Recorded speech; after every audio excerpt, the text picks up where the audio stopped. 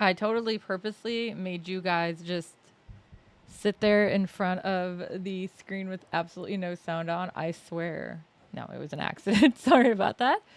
Ah, am I a lot louder today? I don't know. Okay, but if I start clipping too much, let me know. All right, we were up to the mansion. Ooh. Let's look inside. Take a look inside, but there isn't anything inside. Okay. It's a pretty sturdy sliding door. There's a layer of dust covering the door rail, so I know it hasn't been moved for a while. According to the rumors, they said something like nobody comes out even if you knock, right? Sure, knocking shouldn't be a problem. Give the door a firm knock. Wait for some kind of response.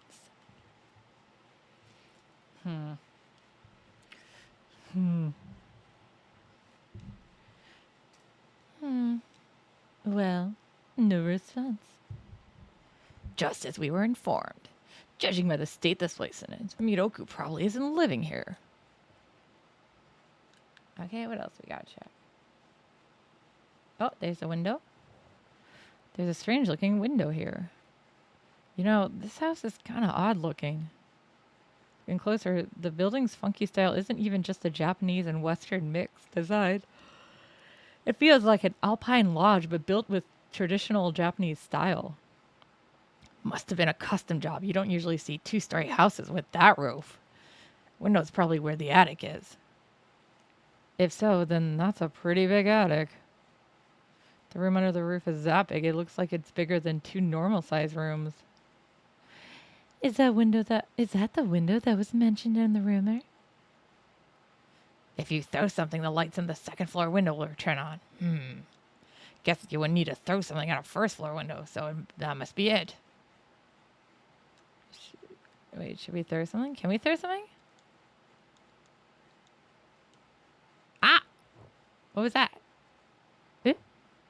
I got hit with fries. What does that mean? Are? Are? Are?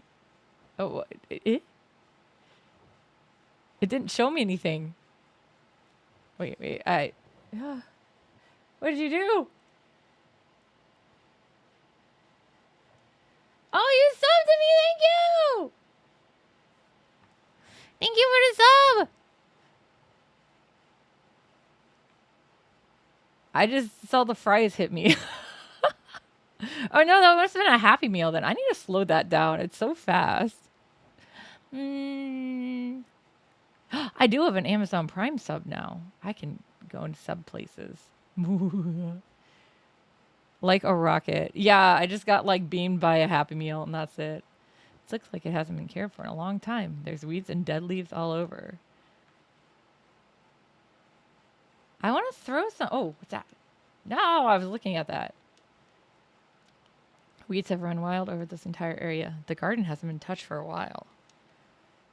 Rustle. Use my foot to poke around in the overgrowth. My foot bumps into something solid. I tease the object out into the open and see that it's a decayed wooden door plate. I got something. It's dirty, but it seems to read Miroku. Oh, okay. I wanted to throw something out the window.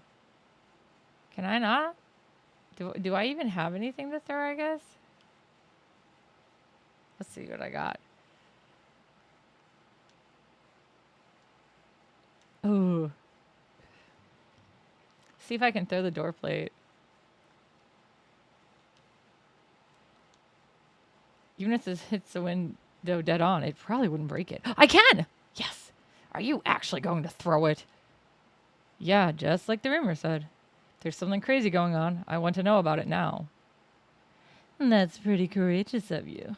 You'll need that courage if you intend to survive the confrontations with spirits. Whatever, just try not to throw too hard.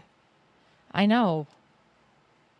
Don't want to attract attention, so I don't want to break the window.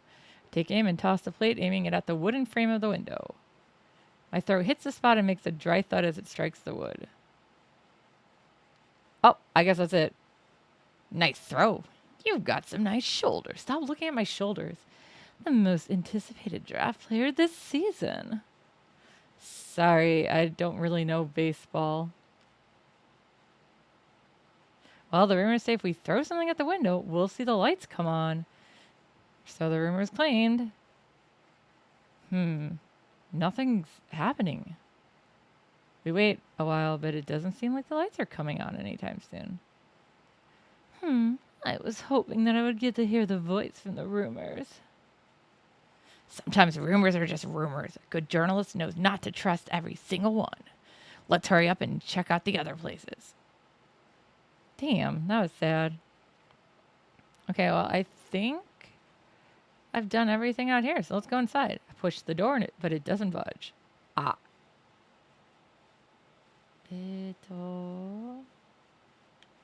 Well, what else can we check?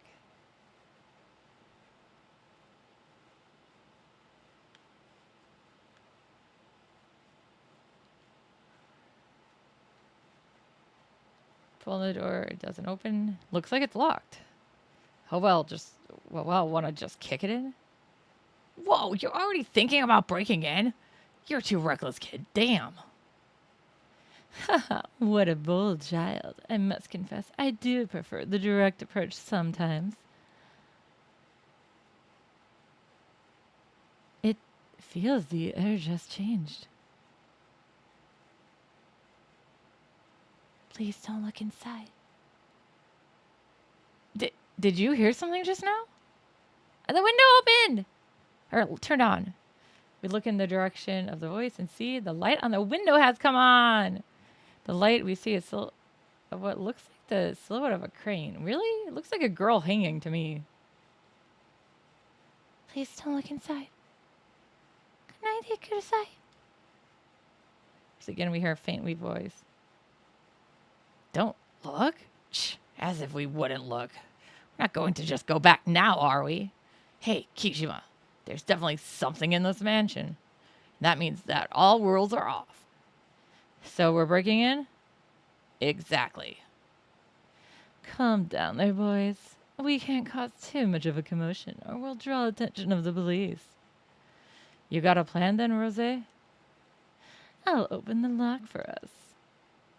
It's not like opening a can, you know. You really think you can get it open that easily? This lock may as well not exist. Oh, so no matter what, I'm going to get somebody who can pick locks with me. That's interesting. You should always have more locks on the front door, but nobody ever bothers. Oh, that's right. You should share this advice with the owner of the Black Rabbit as well. The lock there is just as pitiful. That explains it. We didn't know how she got in before. Now we do. Now I know how Rosé got into the Black Rabbit before it had opened. You're a real piece of work. Did you just sleep through morals class? I regret that I did not get to experience things like school during my childhood. My mouth is numb because I put Orajel on the bump in my mouth I keep biting by accident. So it feels really weird. Rosé took out some tools and quickly got to work. Kind of reminds me of Amanome picked the lock at the Yamato Shrine. See, I gotta have a lock picker. I got Amanome and now I have Rosé. But Rosé's skills were far beyond ours. You seem pretty skilled at this. Makes me wonder if you've been doing this kind of thing in the past. My goodness, how rude. Rosé shoots back a response as if she uses her thin tool to probe the lock. Any talented magician would obviously have a bit of dexterity. That's true, but I've heard of magicians using escape magic, but not for breaking into places. Haha, you curious about my skills? I'm afraid that I must ask you to refrain from any inquiries that would violate my privacy. If would I? It is open. And voila, voila, voila, oh my god, how do you say that? Voila, voila, voila, voila, voila, voila, something like that. You're done already? You're pretty amazing. I must say that it feels quite nice to get some awe and admiration from the young. Would you like to be my disciple? What is that supposed to mean? Wasn't planning on becoming a magician or a burglar. I wouldn't mind training you for either, but I was referring to the spiritual field. You seem to have an affinity for it, disciple. Hold on, I never agreed to be your disciple. Masters choose their disciples. Your opinion doesn't matter. I was asking out of courtesy. That's terrible. Hi, Quotable! I just became a disciple. I don't have a choice in this. Hey, let's cut the chit-chat. We don't have a lot of time. If it's open, then let's get inside. We can't let anyone see us. We don't have an excuse for being here. Yeah, the excuse for being is here we're breaking in, right? Yeah, I know. That's our excuse. We're breaking in. Forcefully pulled the door open, but I thought I felt a cold breeze from inside. Swallowing my saliva, I step into the mansion. Why would they use, like, I don't know. You usually say, like, swallowing my spit. Saliva and spit are the same thing, but somehow it just sounds lewder when they say it like that.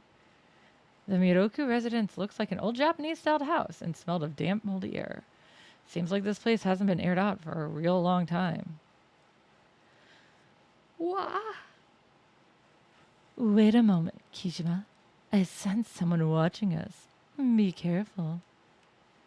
Watching?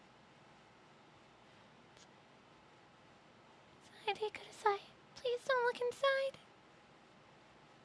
Gah! Suddenly, a loud, high-pitched, piercing sound rips through my ear. Instantly cover my ears with the sound above easily pierces through and stabs into my brain. Urgh! Bon and Rose collapse behind me. Shit, are you kidding me? At this rate, I'll die! I fall powerless against the storm of sound assaulting my mind. My consciousness is starting to fade. The screaming voice suddenly stops. Oh. What was that? Bloody hell, my head is still pounding. Guess that must be the screaming voice people are talking about. If it went on any longer, my brain would have melted. I barely survived that. Well, we don't know if that's true yet. Remember, in the rumor, Miss Y, who heard the scream, apparently committed suicide. Things are starting to get real. Kijima, don't say you want to run away now, all right? As if.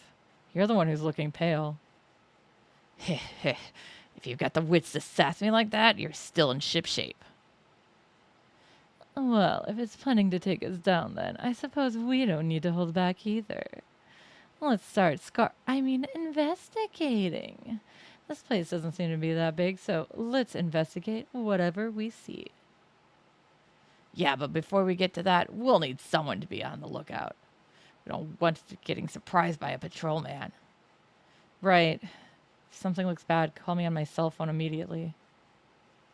Understood. All right, Kijima, choose who will investigate with you. Let's take Rosé! Yeah? Mondai wa nai. No problem. Well, Bon, you're on lookout duty. Fine by me. I'll see you later then. Rosé, don't you go off in anything on your own. Bon leaves and heads outside. All right, let's get going. I got sultry lady with me. There's a cedar plate hanging from the mud wall. Inspecting further, I see there's a single nail hammered into the upper middle of the board. Looks like nail is for hanging things. What do you think this is? It's obviously a frame. Those flat frames are made to enhance objects that are three-dimensional. So this is a frame for some kind of painting? Not necessarily a painting. It can be used to display anything. Just hang it on the nail there and you're done. Anything could become an art piece. And that's it? Feels kind of lazy to me. Well, as Duchamp's fountain showed, that's too much of a digression. In any case, it's a board to make something decorative. Okay, so I need to find something to hang there. It's a sturdy shoe cabinet. I opened it, but I couldn't find a single shoe inside. Instead, I find something black and cylindrical in the corner. Bamboo charcoal. That's one fine charcoal. Seems like Miroku was quite the hobbyist. Look through the bottom section as well, and I find a can in the back. It's apparently a spray can. Looks like a spray can. Seeing that it's an odd piece like this, I assume it's not just art supplies. Spray paint. Okay. So we got spray paint.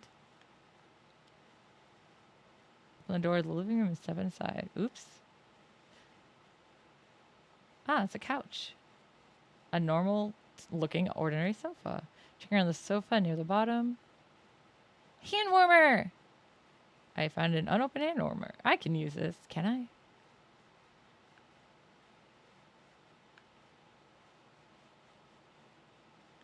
Oh, there's a lady. It's a wooden storage shelf. I tried pulling on the door, but it won't open. Seems to be locked. You think you can do this one? Turn around and ask Rosé. Monday night. Piece of cake. Stand back. Actually, I guess it's good I brought her with. Rosé whips out some thin tools from her pockets, and she opens the lock in just about 10 seconds. Sorry for the wait. Open sesame. Voila. Voila, that's how you say it. It's like a magic trick. I'm happy that I'm able to entertain you. I open the door. Sailor uniform and cute socks. What? These look like children's clothes. Did Miroku have a family? Bond didn't mention anything about that. Well, that's weird. Ah, there's a clock. An old pendulum clock. Pendulum swings without stopping.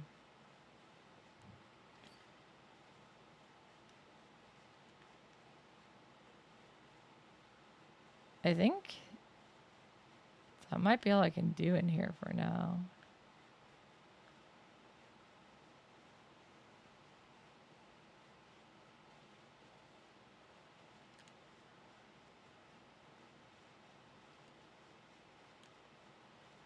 All right, we're going back into this room. It is really small, isn't it?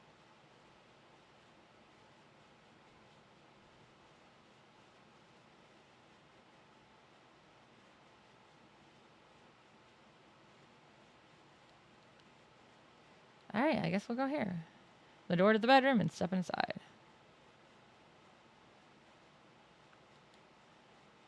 There's an odd bulge in the curtain. Check the curtain? Yeah! Pull the curtain back to see what's causing it. Huh? Nothing's here. No sign of anything that would cause the curtain to bulge. Even things out the window look normal. So it was just wrinkled or something? Was a kid playing hide and seek?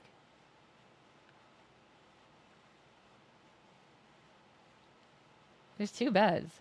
Western style pillow on the bed. Digging under the pillow, I immediately feel something. Obtain Okina mask. A no mask. What's this doing here? Let's see if we can see what it looks like.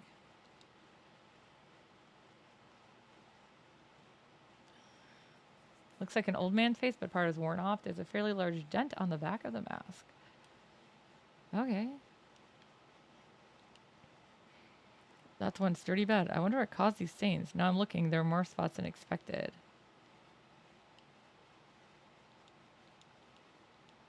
Blood? So I look around the bed. I find something that looks like a mass of hair under the bed. Clump of stiff hair. Oh, that seems useful. What's this? I think it might be horsehair. It's commonly used for something like the bowstrings for a violin. How can you tell? I learned how to play a number of instruments in the past.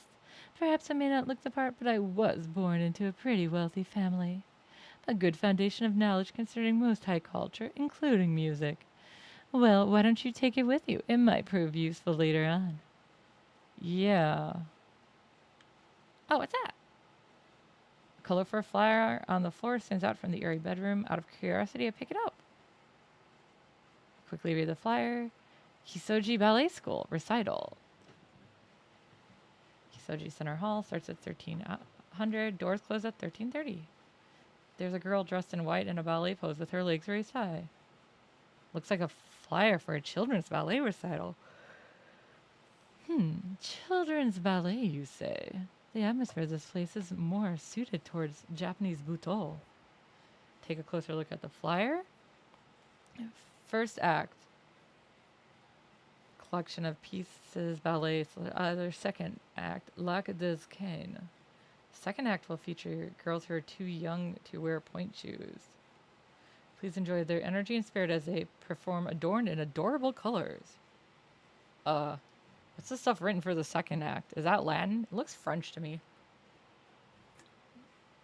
Je suis désolé, but that's actually French. I was right. It is French. Le Duscoin, Duck Lake. Judging from the name, it must be adapted from Swan Lake. They probably make the little ingenues be ducks instead of swans and dance about.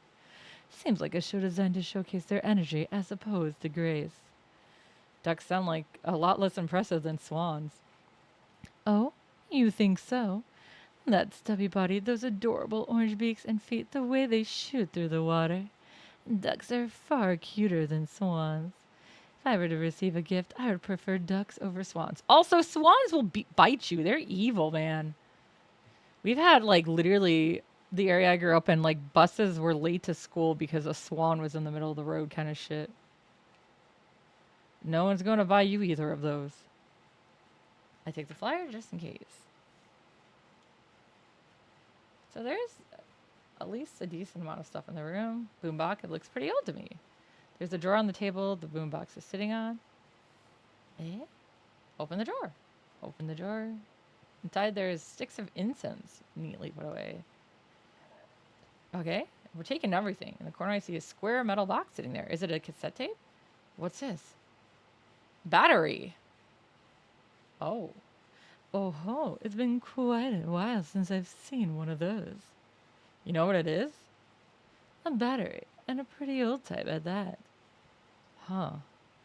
What's wrong? Just curious, how old are you? I'll leave it to your imagination.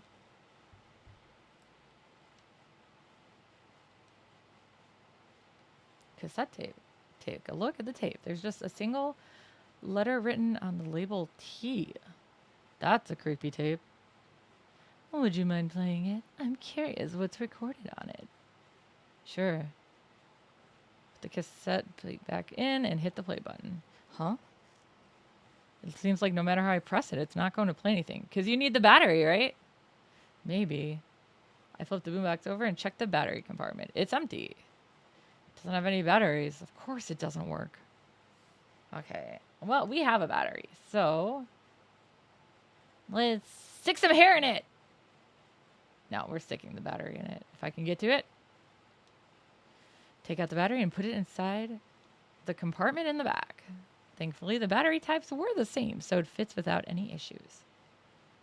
Battery used. All right, how about now? Press the play button. But what? Are you kidding me, useless piece of? Think about using the flashlight batteries, but realize they won't fit. Perhaps there's not much battery life left. Rubbing it or warming it up will put some charge back into it, but...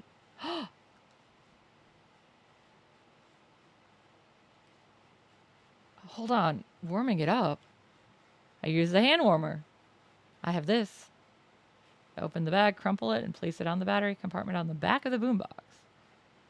I suppose that's logical, but not the best way to do it. Shut up. We just need to warm the thing up, right? Once the battery felt warm enough, I tried pressing the play button again. Then, an update on the missing child. According to the police, the victim of the kidnapping. The recording of the kidnapped girl report.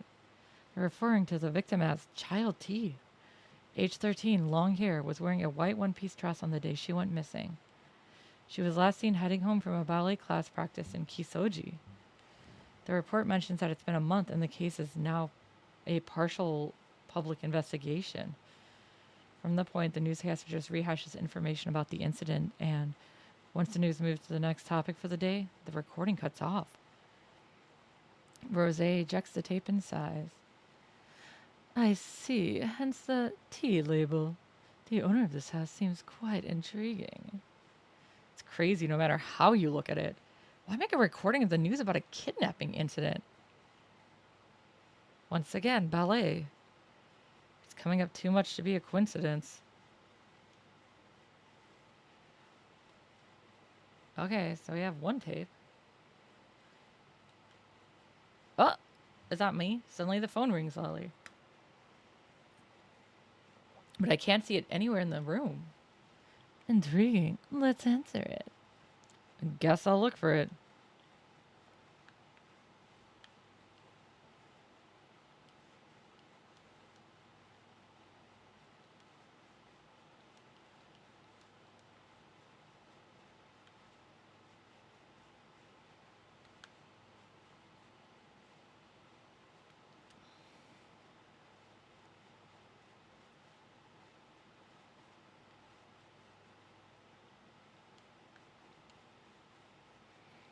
Maybe it's in the living room? Yes. Okay. Good guess. Here it is, the phone. There's a black phone on top of the storage shelf. Don't remember every detail of this room, but it definitely felt off. The phone wasn't here when we came through the living room earlier, right? I don't remember seeing it. What's going on here? We are in this house to answer that question, are we not? Someone or something wants us to answer the call. So why don't you take the call? All right, fine. I'll pick up the phone. Hello?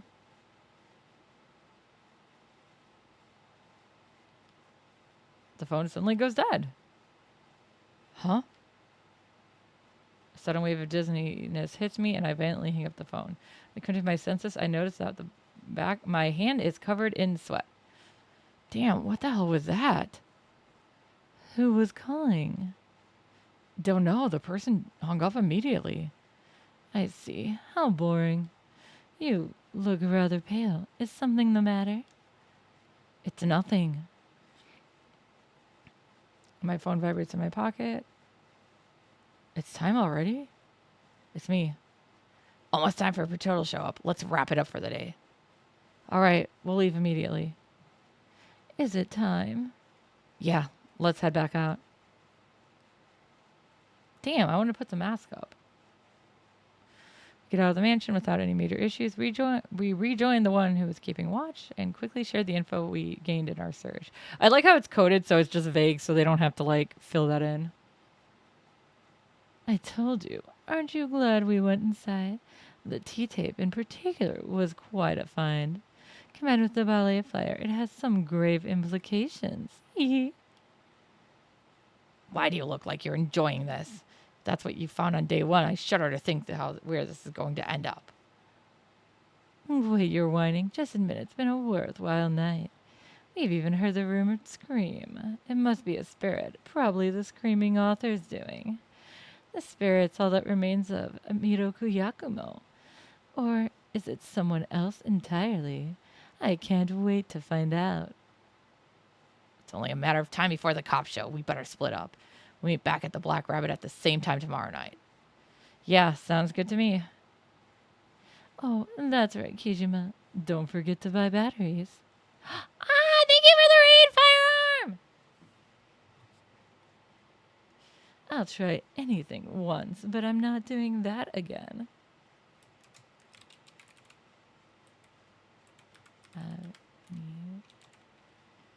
I'm spelling very slow. There we go. I still want to play Clear Obscure. At some point I will. Ugh, what a pain in the ass. We part in front of Miroku residence and take our own separate paths to the station.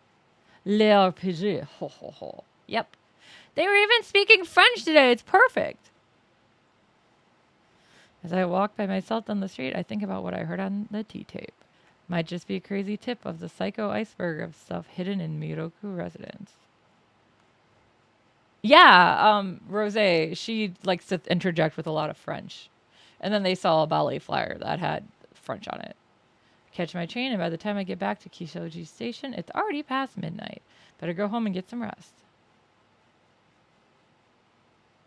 Eh? Weird. Hardly anyone uses that photo booth. We're gonna go see it. It's a coin. Open the curtain, look inside. Yeah. Eh? No one's behind the curtain.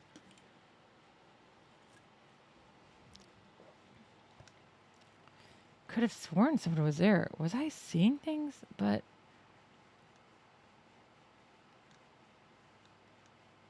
huh.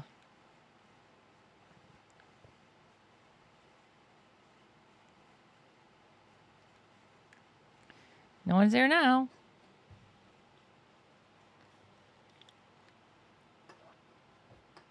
I don't really need to look at anything, I don't think.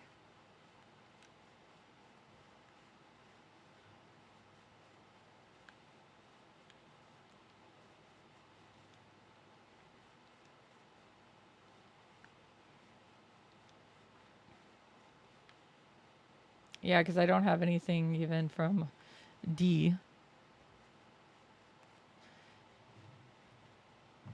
Oh, my phone rang. Or is that a message? Is it D? D-man? A text. It's D-man, isn't it? Open up the message. Yeah. I've prepared your next breath. Decipher to receive your analysis. Search the monster that raises its voice when awoken. Huh.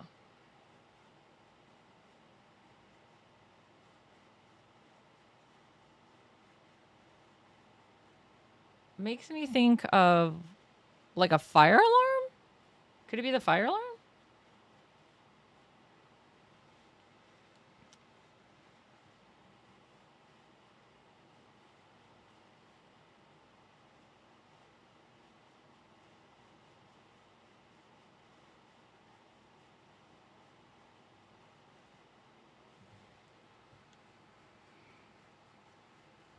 I'm going to go back down the underpass and see.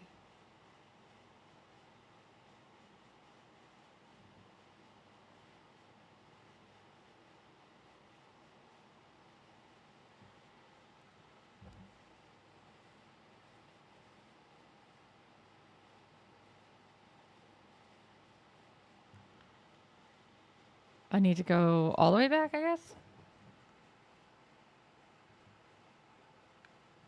It's right here. When the fire... Ah, yep, it was the right place. The fire alarm. I got another D card. I lower my gaze to the writing on the card. Sound of a flute, a young girl appears. The Shinza rumor is of a ghost with white hair, a child doll in a kimono. It said the tune Night of the Full Moon means she's shown herself. She lures people to play her game, different for each person, from finding items to courage tests, but each has a certain condition to be met for survival. Meet the conditions, survive. Otherwise, they most likely die. Oh yeah, you might hear some booms because it is the 4th of July. I'm just not celebrating it, really. Not in the mood. Having never spoken to any of the players, I can't confirm this. For sure, it's still only a rumor. But if the reason why I haven't talked to them is that those who challenge her game end up dead. Hello.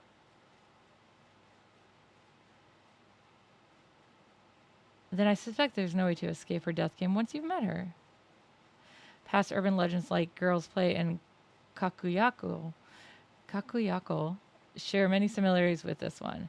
While researching, I learned it's been repeating every few years since the war ended.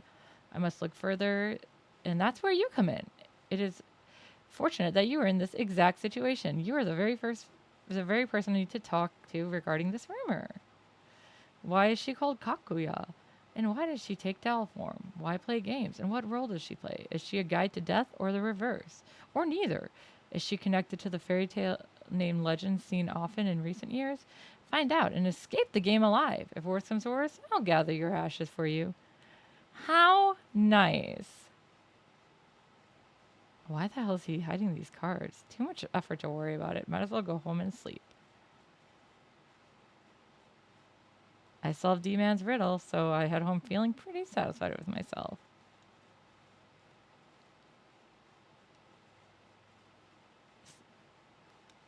So D-Man is also investigating Kakuya. Everyone is, isn't they?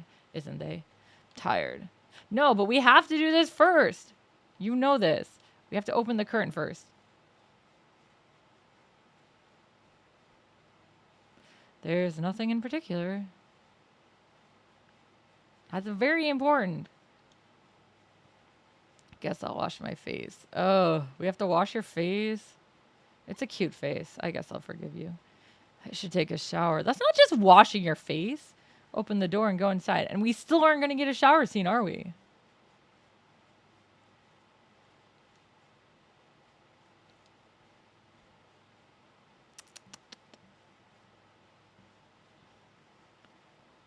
I'm alive. It's been a very rough year for me, and it's been a really, especially 2025, but I'm hanging in there. What's that noise? Is it coming from next door? A movie? Or maybe a video game?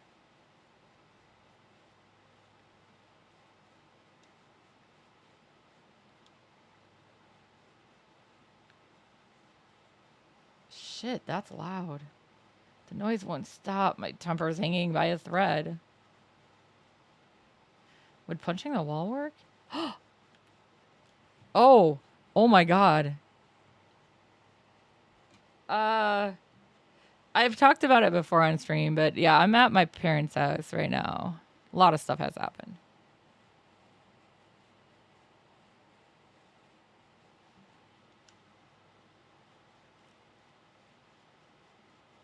It finally stopped. I punched the wall. That was amazing. Maybe I'll water the plants. I have plants? You mean this cactus? Wait, what other plants are there?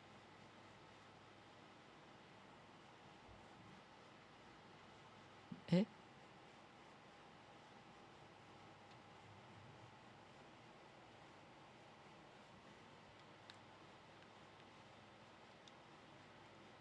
Keep it. Wait, what plants? Water the plants. What does that mean? This'll work. That looks like the right amount. What plant am I watering? I am watering that cactus. I water the plant. All right, this should do it. I feel like everyone is dealing with depression. Whether or not they're handling it well is another story. But yeah, mine has definitely gotten worse. But I'm in therapy and on meds and stuff, so it could be worse. Whatever, we'll go to bed. I'm weirdly sleepy. Well, I don't know. What do you mean weirdly? You've been running around and it's past midnight. Oh my god, who is calling me? Wait, and that's not even my ringtone. What the heck? Is that this phone? It doesn't seem to want to stop ringing, so I reach for the phone. It is that phone. Oh my god, I just spilled water on myself. Why am I like this, guys? Did I fill it too well? Give me 1 second. I gotta grab a napkin.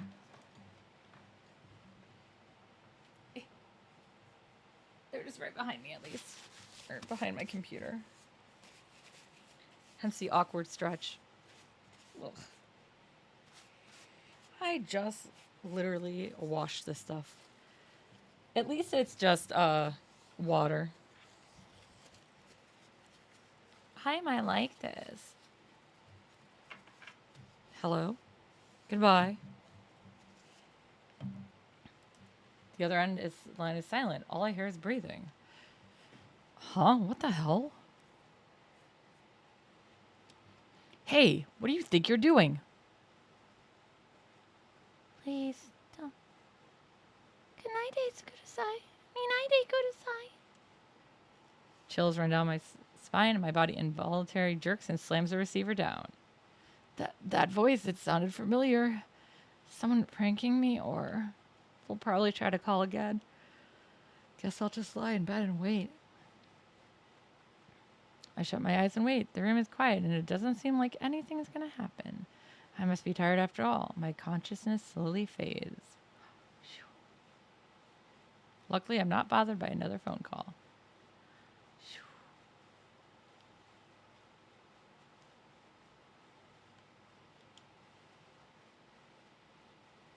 Friday.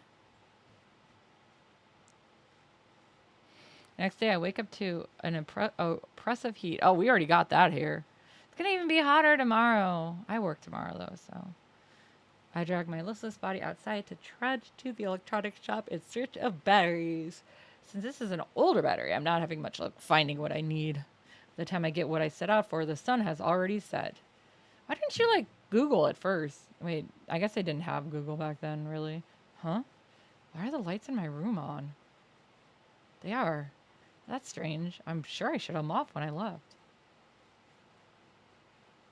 I can hear faint sounds from the other side of the door. Something's definitely inside. It must be.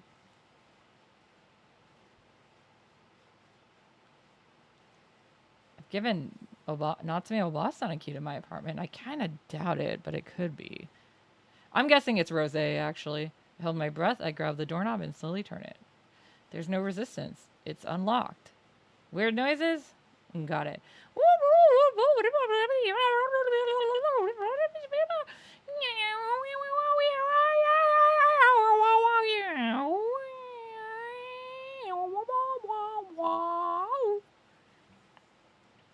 Weird noises. I breathe in and cautiously crack the door open. Hello, welcome back. I was right, it's Rose. I let myself in. Huh. What are you doing in my apartment? I wanted to talk with you before we headed to the Black Rabbit. So you picked my lock? Yeah, waiting outside would have been so boring. Does that bother you? Your expression looks like you can't decide whether to be embarrassed or angry. So what do you want to talk about? Sure, you've heard all about me from Bonds. I don't see what else you'd want to know. I've heard about the underground matches. Oops. Ami's abduction and Kubitaro's case, too. There is something I need to hear, and I need to hear it directly from your mouth. Bloodmetry, that strange power you claim to have. Do you know something about it? Yes, though it's just a hypothesis. That's better than me. I don't know the first thing about it. I suppose if I'm to be your teacher, I can't really turn down such a sincere request. That mysterious power of yours is an extension of your intuition. You might know it better as your sixth sense, a little something that warns you of danger. Your spidey senses! You're saying it's like my instincts? Yes, you could call it that too. Everyone possesses it to some extent. However, your sixth sense is unusually keen. It's probably why you never lost any of those underground matches. Of course, you also had the physical abilities and reflexes to react to the danger you sense. I kind of get a sense for what she's talking about. When I focus during a fight, I just become so much more aware of my surroundings. That's got to be that sixth sense. But the true value of your sixth sense isn't limited to that. Animals are fascinating, you know. Abilities aren't necessary for survival or pruned. On the other extreme, they can awaken new abilities if they need them to survive. Do you understand what I'm trying to say?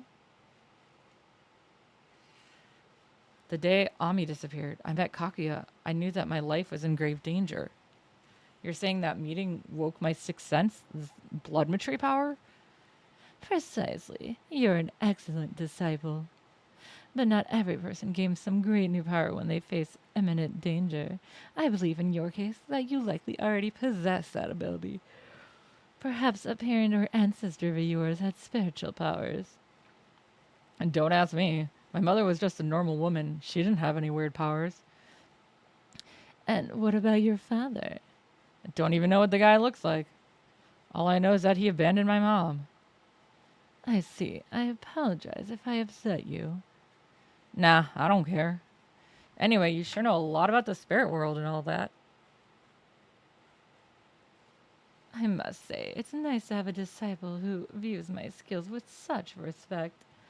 But all of my friends know everything we've just discussed. It's common knowledge. Wow, what kind of friends are those? You got a group of supernatural fanatics or something? A certain sponsor has hired me to investigate spirits and supernatural activities, and Bond's helping me with that. A group that investigates spirits. Sounds like something from a comic book. So who's a sponsor of yours? The head of a distinguished family you've heard of. He has some strange abilities himself. It's me from the last game! He uses a peculiar way of thinking to solve supernatural cases most people wouldn't consider. Like defending a spirit's attack with plastic sheet and broken umbrella. It's quite reckless. Oh my god, she's literally talking about stuff I did in the last game. How'd she know? What the hell kind of idiot is that? It's me. He looks like your basic sullen, middle-aged man. It goes without saying that he's not my type. He's currently on an overseas business trip with a friend, which is why I have to trapeze around investigating cases now. Although, thanks to that situation, I was able to meet a wonderful young man like you. Well then, it's about time. We should get going. That's what you came there to make references to the last game? Wait, am I overseas? Is he overseas with his detective boyfriend? Is that what it is? I'm gonna say yes. By the way, Kijima, do you happen to know if anyone's committed suicide in the apartment before? How should I know? Why would you just ask that out of the blue? There's an extremely ominous presence in the apartment. Didn't want to worry you, so I wasn't going to mention it, but I changed my mind. Do you experience any unusual phenomena there? Yeah, a bunch of weird things have happened. I almost died once, too. And yet, you seem pretty unfazed. Well, obviously, I didn't die. And so much strange stuff has been happening lately that I might just be getting used to it. You're a pretty carefree kid. I sense a power in the apartment that draws spiritual beings to it, like a famous suicide spot or a haunted area. Well, thanks. I feel all warm and fuzzy now. So what am I supposed to do? Without knowing what's causing it, it's hard to recommend an effective approach. Moving out would be the easiest solution. I really don't have time for that. And anyway, I'm not some weakling that's gonna move just because some stupid ghost. I figured you'd say that. It's your life, and do whatever you like. But if it starts getting on your nerves, just come talk to me.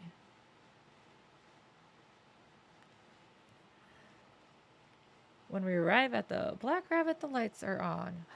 Is Natsume boss on here? Ara. Irashai. Oh, welcome. Natsume Obasan is here and she looks exhausted. I wasn't expecting to see you here. Yes, I won't be here long though. I have to meet with a new detective. Her eyes are completely lifeless, although that's to be expected. For 2 weeks now, she's been doing anything and everything she can think of to find Ami. Police, detectives, flyers, the internet. None of it has helped. Would it help if I told her that Ami is alive but being held hostage somewhere? Even if I did tell her that, there still wasn't anything she'd be able to do about it. Worse, if she gets involved, she could end up dying just like Maruhashi. Despite that, I should still tell her what I know about Ami's situation? Oh, I don't think I should. What do you guys think?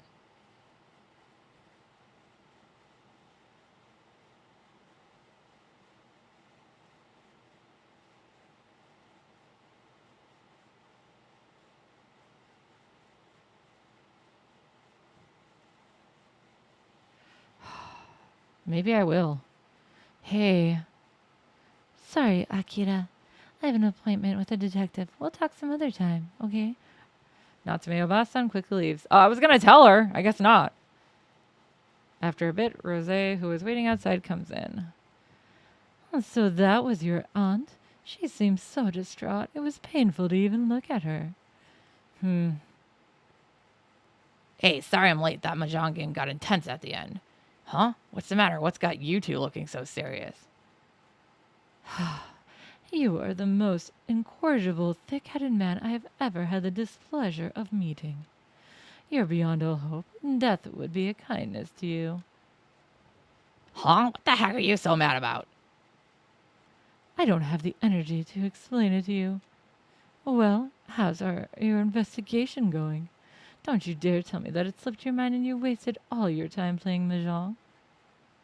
Don't be ridiculous. I'm a consummate professional. Here's all the info I've found so far. He didn't have any friends or close relatives, so I wasn't able to get much. But I grilled Miroku's publisher and it paid off. I finally got my hands on this. So he originally wanted to be a doctor, did he? Changing career path from doctor to an author is quite a drastic life change. The reason he did so is a mystery. Apparently he didn't talk about himself much. But itself, the cash was the reason. The Miroku family was extremely well off. Yes, that's evident just based on the mansion.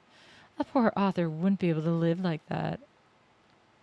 Apparently his publisher never once set foot in that house either. Seems like Miroku hated anyone intruding on his private life. So basically, for you to learn about his private life, our only option is to rummage through that mansion. That's right.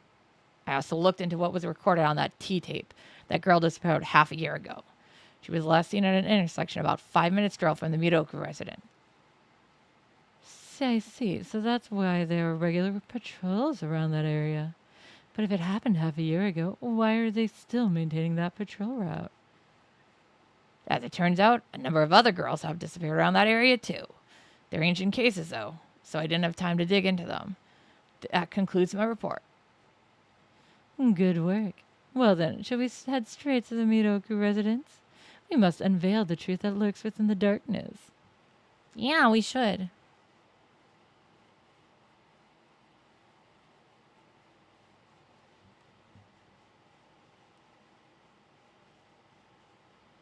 We go separate ways at Kisoji Station, just like yesterday, and each get on the train.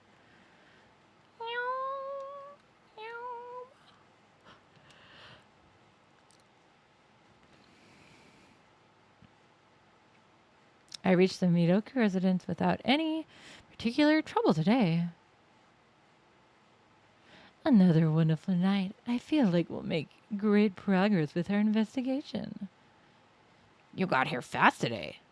Well, I learned after my trip here yesterday. Anyway, same plan as yesterday. Yeah, you and someone else go investigate. The other one stays behind and keep watch. Sounds all right with you? That's fine. Well, if there's a flaw to this plan, Vaughn looks towards the Miroku residence. It must be the fact that we've already explored most of the mansion yesterday. We already checked the hallway, living room, and bedroom. There were no other rooms. Hang on a second. From the outside, the mansion looks like it would have a second floor or at least an attic. But from what we saw yesterday, we didn't find stairs anywhere, right? Oh, wait a moment. It doesn't necessarily have to be stairs, right? Maybe there's a ladder hidden somewhere. Rosé makes a good point. I missed those details on my first day of investigation. Let's take one more look around the rooms. That's all we can do. Just have to use our feet, eyes, and hands. Time's wasting. Let's get this started. All right. Today I think I'll take Bon with because I took Rosé last time. All right. Rosé, you be on the lookout. Mondai, no problem. Leave it to me. I'll see you both later.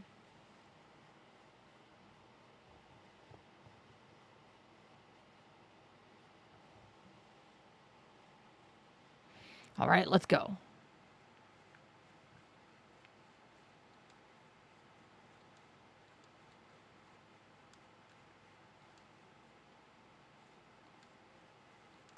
We entered. You entered?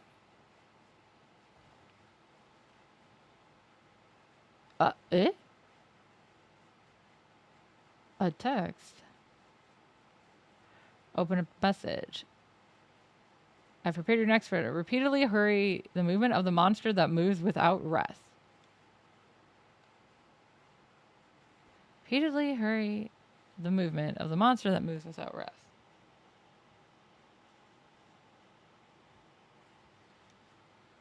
Okay. That's a weird place. Hey, look at that later. The investigation takes priority. I know, I'm coming.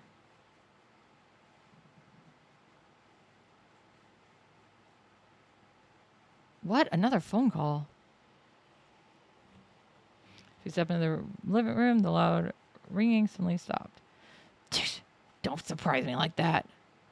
I should check it out just in case. But I want to check the clock first. There's an old pendulum clock in the wall. Oh!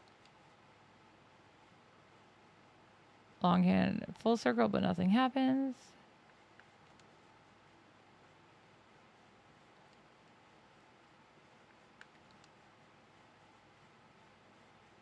When I spin the long hand, the clock makes a noise. Open the glass door and a card falls out. That is the monster that moves. Makes sense. Move it forward. I lower my gaze to the writing on the card. Email sent by the devil. If you read them, you will kill someone. Some murderers have mentioned this urban legend when interrogated. The motives for the murders are unknown, as the attacker claims to have been tempted by an evil spirit. In some cases, the victim and killer had never met. The only thing in common with each case was mention of the devil. No traces of these mails were found, and no one remembered the contents exactly except the subject line. It was that ex-detective guy who told me about these cases, though they came from a police officer he knew. Unluckily for me, this was the exact kind of case I enjoy. They're fun to work on, but I never get any compensation for it. I went and put an ad in a magazine with a warning not to open the mail in hopes of finding someone who knew something. I got one response and met with them. My purpose was then to identify the sender. The IP address provider didn't exist, and I hit a dead end. A few months passed after I started investigating. That's when I got the mail myself on my cell, like it was coming after me. I went mad with joy when I saw Devilman in the subject line. What do you think was inside an endless string of 4 letters? Lisa. You know, I feel like I've seen an AI with that name, but that's not important right now. Those letters sound familiar? It was a case for Mr. K. Did we deal with a Lisa? This has gotten long, so time to wrap up, but here's one more thing like to mention that might be making you curious. That is, of course, who killed me? Don't be alarmed. The reason's not important, but curses have no effect on me. At any rate, the ex-detectives on the Lisa case, so focus on your own problems. Best of luck to you.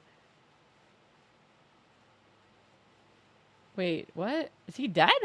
Huh? What? That's some kind of card game? Honestly, I'm not really sure. The pendulum swings without stopping. Okay, so yeah, that was the clue there. See, without stopping. The black phone on top of the storage shelf. I take the handset and put it to my ear. I don't hear anything. Is the line connected? I turn on the flashlight and follow the telephone line coming from behind the shelf. Huh? I notice that something stuck in between the storage shelf and the wall. Ooh. I try wedging my hand in, but the crevice is too small and I can't reach it. Find something? There's something stuck between the shelf and the wall. The space is too tight. My hand can't reach inside. Then let's move the shelf. Yeah, that's probably the best way. Okay, so I've got a strength with me.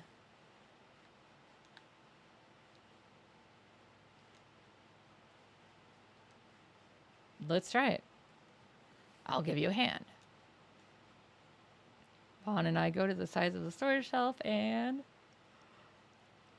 All right, let's do this. Now,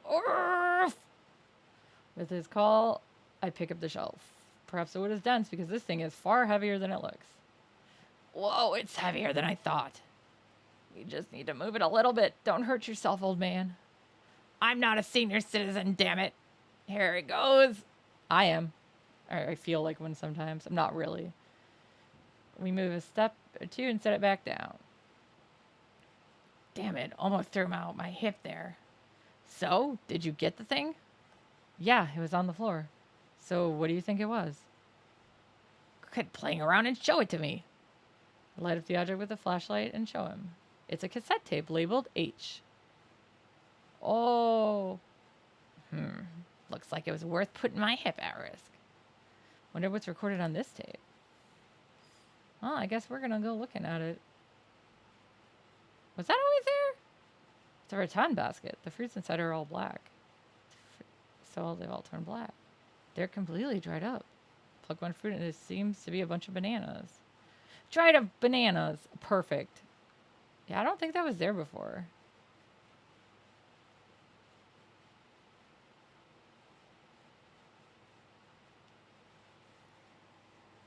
Huh.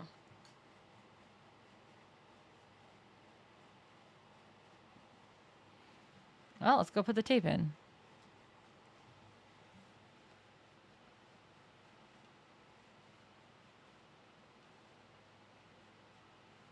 Oh, that's right. Remember that I bought the replacement battery. Of course I did. Take the new battery from my pocket and swap the batteries. Oh, you're prepared.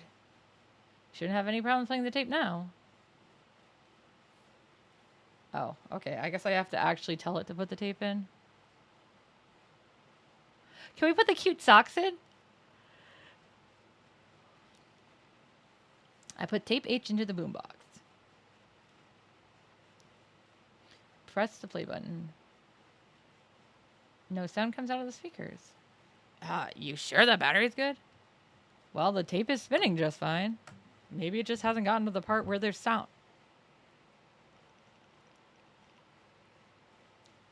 Suddenly, the phone from the next room rings. Huh? What the heck's going on? Are we supposed to answer the phone? But the tape is still spinning inside the boombox. Let's go take a look.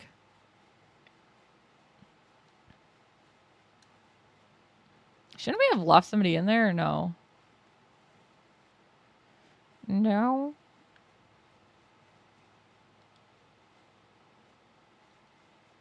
I summon up some courage, take the handset, and put it to my ear. Radio noise. I hear something that sounds similar to one tape or playback. I listen to the headset, just hoping to hear something else. No, please just end it. Just kill me already. Huh? I was fling the handset away in response to the scream that pierced my ear. What? Hey, what happened? I'm all right. It's nothing. Can't afford to miss any of it. I immediately return the handset to my ear once again. Hurts so much. Please just end it. Just kill me already. What the hell is this? I hear a girl's voice pleading desperately. From further away, I hear the murmur of an old man. Oh my god. I see. Sorry, I want to try to keep you alive, but that might be impossible with all 4 limbs cut off. Oh, thanks for the hydrate and the posture check. Sit up straight, my god. The phone ended with the man's statement. Hey, we were just going to make a lot of tea in the ocean. Don't worry about it. Besides, this is the day that Will Smith saved in the U.S. all figured out how to defeat the alien spaceships. And we saved the world from alien invasion. It ended. Judging by your expression, I'm not sure if I want to hear what you heard, but guess I have to. Tell me what you heard. All right. I described the girl's scream and the voice of the man who apologized. If it's what he said about cutting off all 4 limbs is literal and is true, then this is a recording of something truly terrible. The entire time I heard a sound that sounded like tape noise. Couldn't hear it directly, but I think that's what's recorded on each tape. All 4 limbs cut off, huh? What the hell's this guy thinking? Apologizing when he's the one doing it. Sounds like the logic of a psycho. There's no point in thinking about it. We're trying to figure out why he became a psycho. Because he can.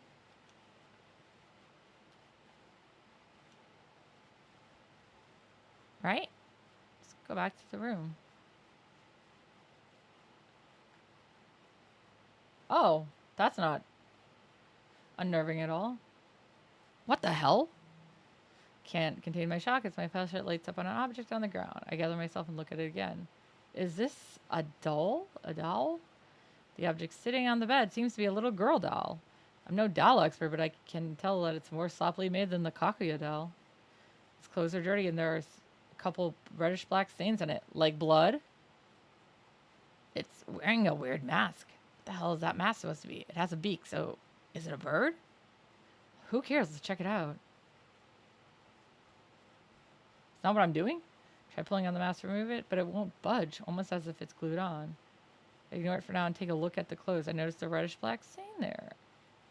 Alright, let's try touching it. There's a reddish black stain on the doll's clothing. This might be a blood stain. Touch it! Touch it! Looks like blood. Maybe I'll give it a try. Let out a breath to relax and press my fingertip to the glove. Or to the blood. He always does it with his gloves on too, which is why it's always so weird. Like how is it working? But it does. I hear a sniffling crying sound. Along with it, I begin to hear a quiet voice. I'm famished. Famished.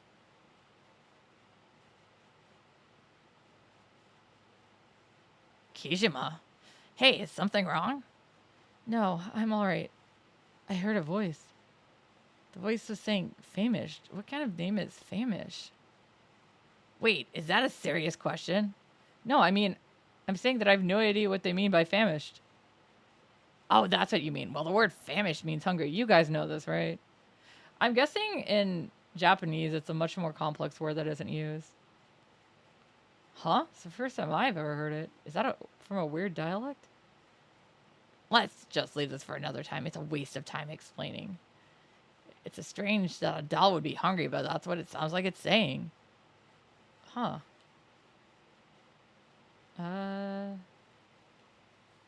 Is that it?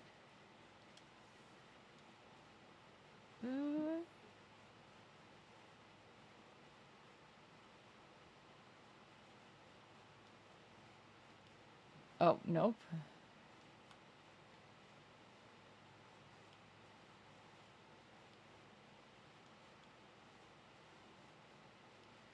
What else can I do? Oh! I have dried up fruit. I take out the dried up fruit from my bag and place it on top of the doors. The mask makes a sound, and then the mask falls on the doll's lap. Oh. I got a pheasant mask. I guess if you give a doll bananas, its face falls off. That seems legit. Is that it?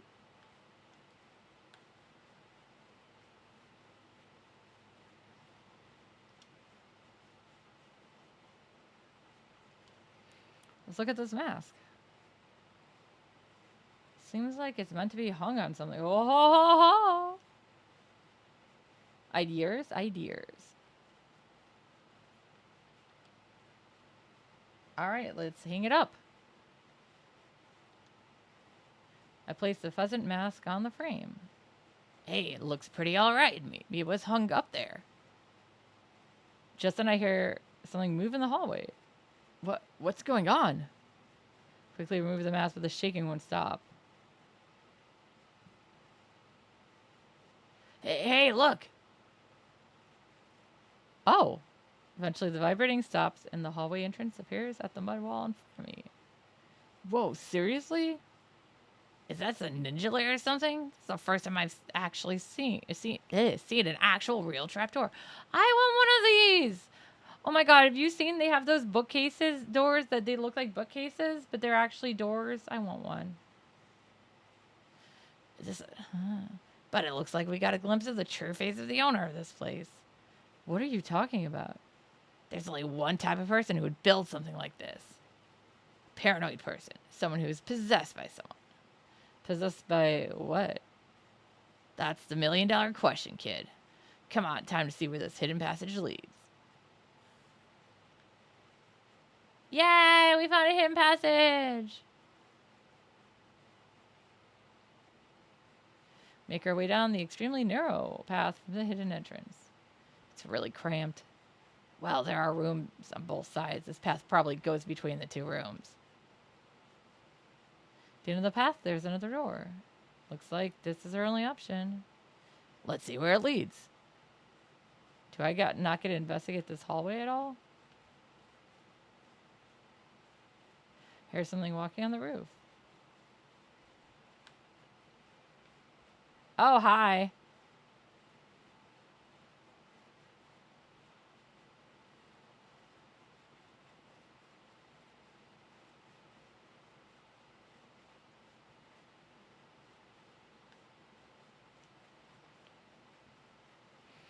Went through the front door.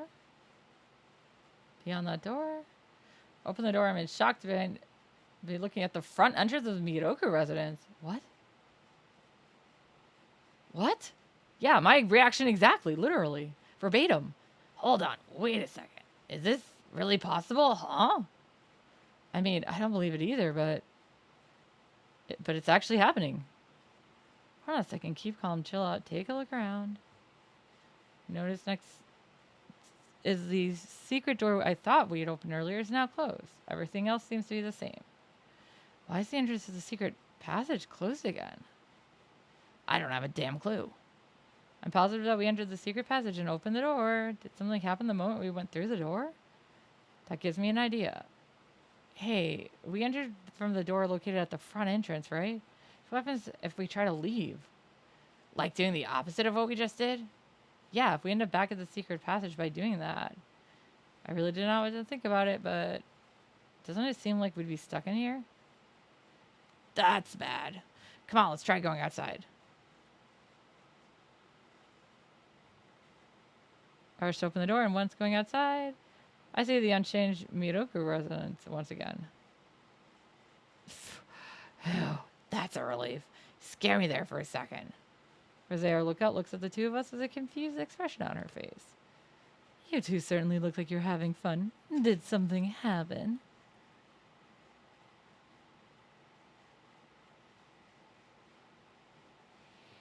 Yeah, you see. Why, retell what happened when we went through the secret passageway. Really, I can't believe it, but it must be true if you're saying it.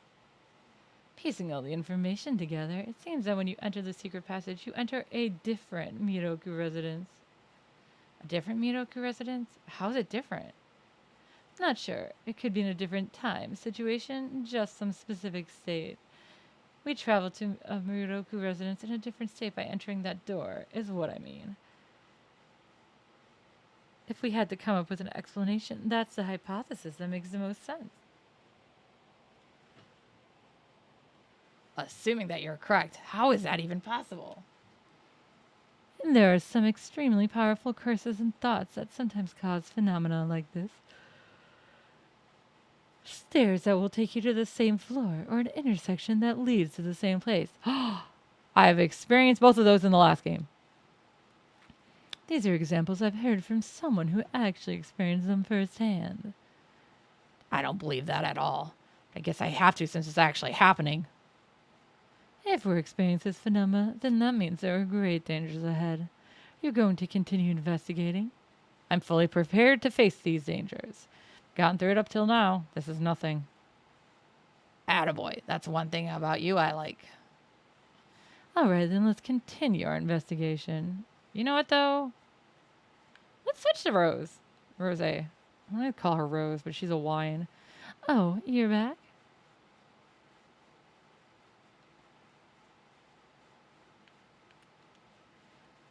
Mondai Naiwa. No problem. You're on the lookout now, Bon. All right, I'll see you later. Rose, stick to the mission, you hear? All right, let's get going. I feel like if I come back to the front, it's always for a reason, and that means I usually should switch.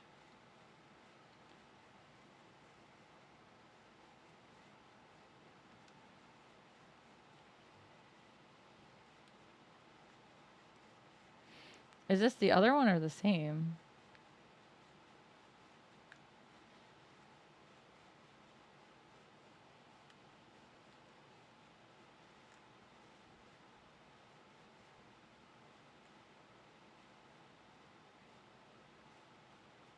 When I enter the door, I hear something from the back. Is that a boombox? I hear the button being pressed again and the noise from the tape stops. Why is the boombox doing that? Taking a look, I see there's a cassette tape in the boombox. I ejected and noticed it's labeled A. Again? That's an important clue. We have to listen to it even if you don't want to. Find the tape and press the play button. And immediately a shuddering voice echoed. Hi, Koha! Yeah, another kitty's here. Kitty party in my room.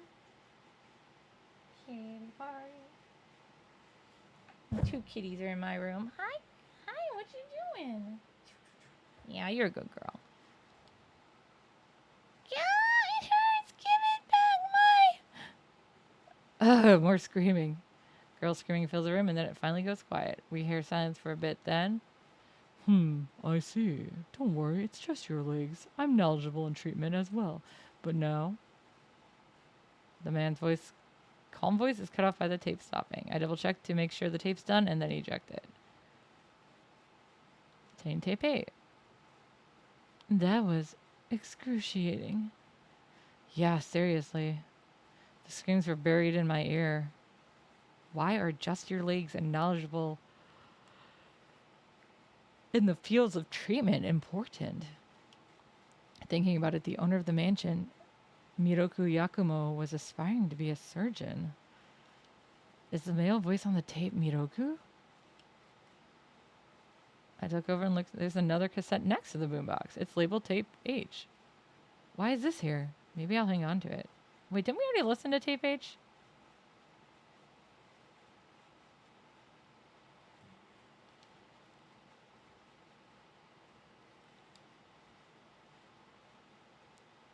Yeah, we did.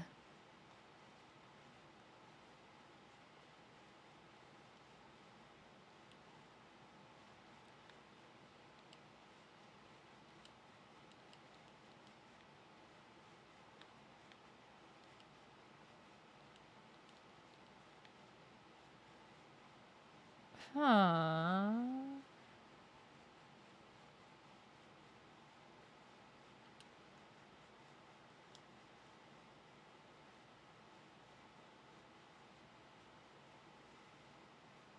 Oh, there's another doll. A doll again. No, this doll wasn't here before. Starting to be convinced of Rose's theories about the other Miroku residents. Taking a look at the doll, it's wearing, I can see a light stain on the abdomen. It's a girl with a doll mask. Okay, let's go. Maybe I'll give it a try. I slowly breathe out, bringing my fingertips closer to the stain on the clothes.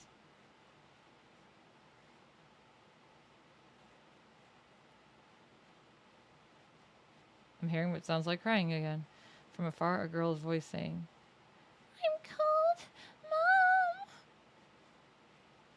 This time I hear words I can understand. Cold? Is that what she was saying? Yeah, I heard it clearly this time. Cold, Mom. Fortunately, I don't see a heater here. If we can do anything about it, then we'll just have to carry her somewhere we can. Eh?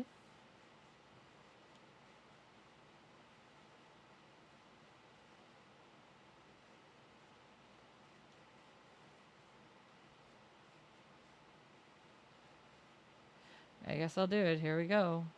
Save myself and carry the doll. It feels heavier than an actual child. Careful, dolls won't help you lift them. It'll probably feel heavier than a child. Makes sense. Yeah, it definitely feels that way. So it's like dead weight. Alright, now the question is, where should I carry it to? Carry the doll. You can't investigate while carrying the doll.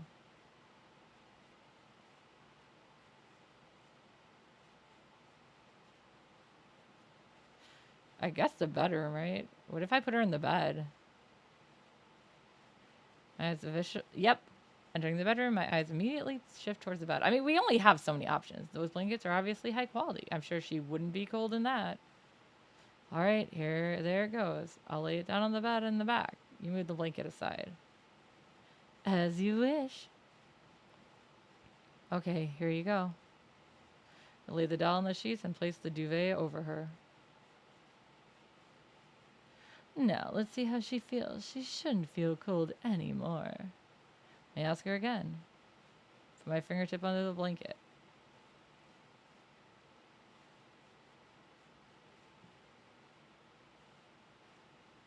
Her crying voice again, in that voice.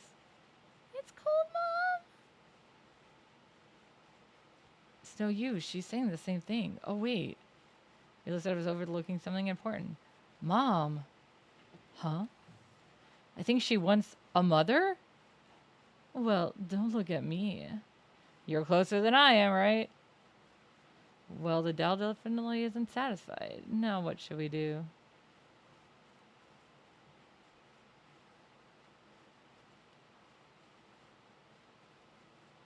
Hey, Rose, sorry, but can you handle this? Rose grins and says, but I have an image to uphold. Sorry, but we really don't have time to care about things like that right now. Fine, but only because you're my disciple. I know I'm the one asking you to do this, but what are we supposed to do here? Essentially, we need the doll to feel some motherly warmth. I think an imitation of breastfeeding would be best. Of course you do. What the hell? Wait, seriously? You're going to... No, I'm not going to actually feed it. I'm to sleep next to it and lull it to sleep, just like mothers do. Here, like this. Hi, Ron, now you're out. Slipping under the blanket next to the doll, Rosé speaks to it as she rubs its head. Oh, you must have been so scared. It's all right now.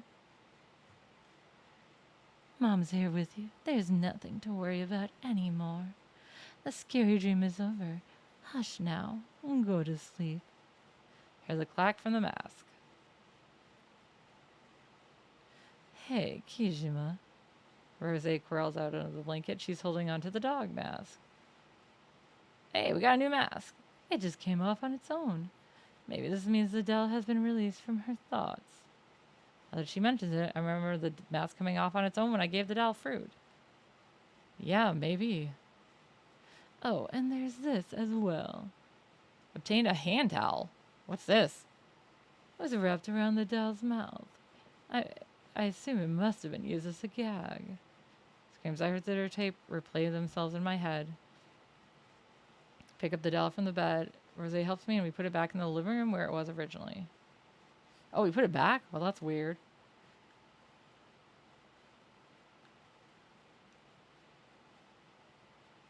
But okay.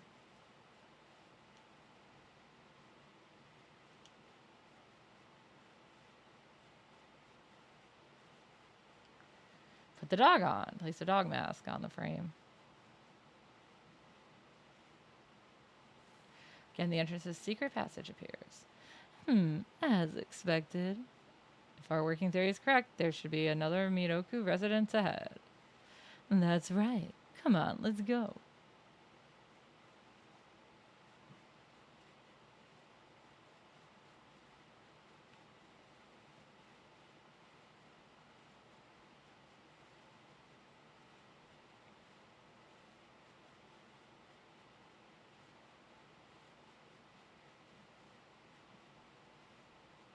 We still haven't figured out where this ladder or staircase is, though.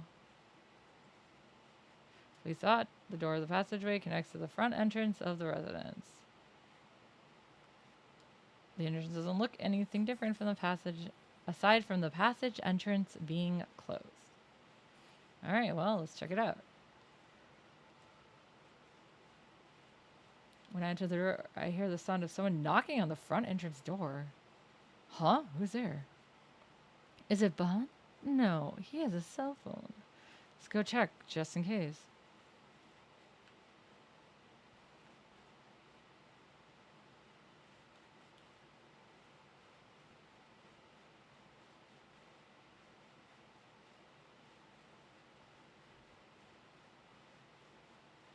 Going outside, Bon is standing around and being a good lookout. What, looking for something? No. Hey, did someone come by just now? The hell? What are you talking about? There's the sound that I just heard. Kind of felt like someone was delivering mail or something, so I came to check just in case. Something's gonna be in the mailbox. Well, obviously nobody's been here. If my knock was that loud, then I would have heard it too. You didn't hear it? Nope. Well, considering everything else going on with this plate, there must be some sort of reason. Maybe you should take a quick look at outside. Yeah, I'll do that. They mentioned the mailbox specifically, so let's go in. Taking around, my hand bumps into something. It's a cassette tape labeled S and a sparkler. A sparkler!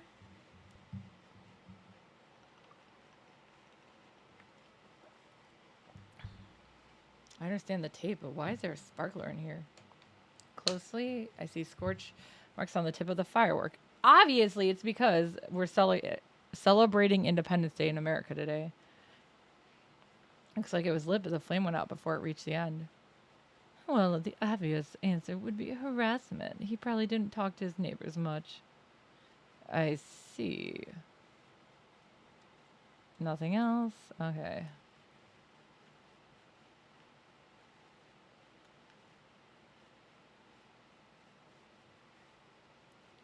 Where do you think the doll's going to be this time?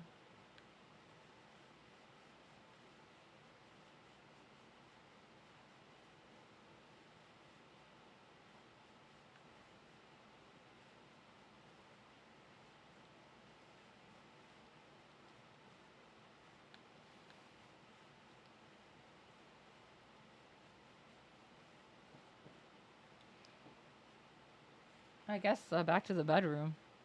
I mean, there's only so many places you can go. I was actually expecting to be sitting in the chair.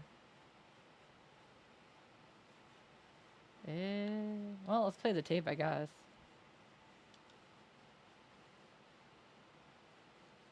Yeah, let's put the sparkler in the cassette player, right? I put tape S into the boombox. I pressed the play button and let out a sigh. There's a long period of idle sounds and then a scream along with a loud noise. How could you? Why? Sounds make me gnaw my lips. I never thought it'd be so stressful just to listen to screams. The girl repeatedly screams, "Give it back!" I don't want to imagine what she wants back. Seeing the screams grow distant, and I hear a man's voice once again. I see. No need to worry. It's just one arm. Let's take our time and cut it while I treat it.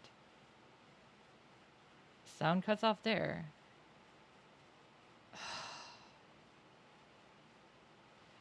So one girl's missing 4 limbs, one's missing 2 arms, and the other one's missing.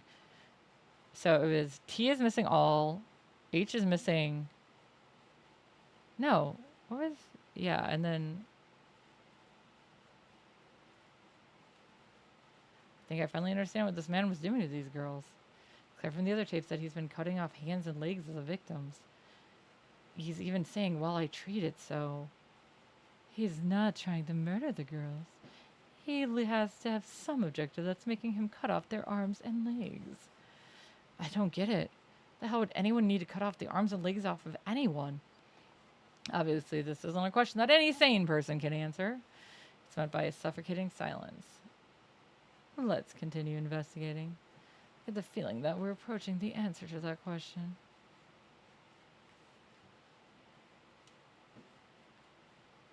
Okay, well, let's see.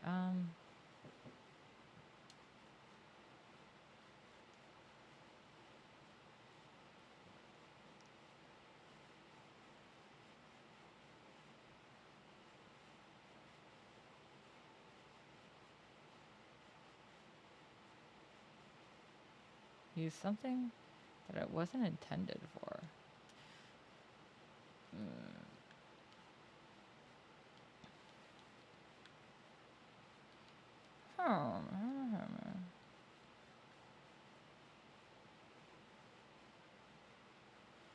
Because I don't have another mask. I mean, I have that old man mask I picked up at the beginning.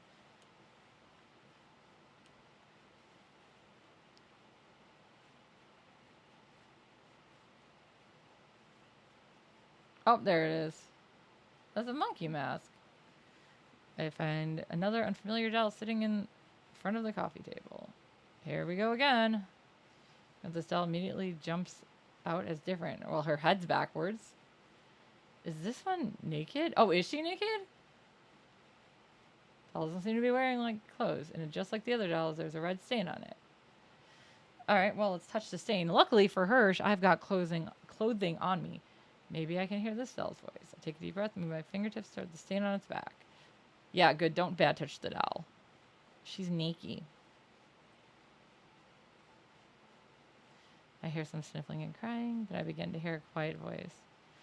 I want to go to school. Oh, good for you. They never make this easy, do they? I think the voice saying, I want to go to school. How would they make that wish to come true? I know. I have. With me.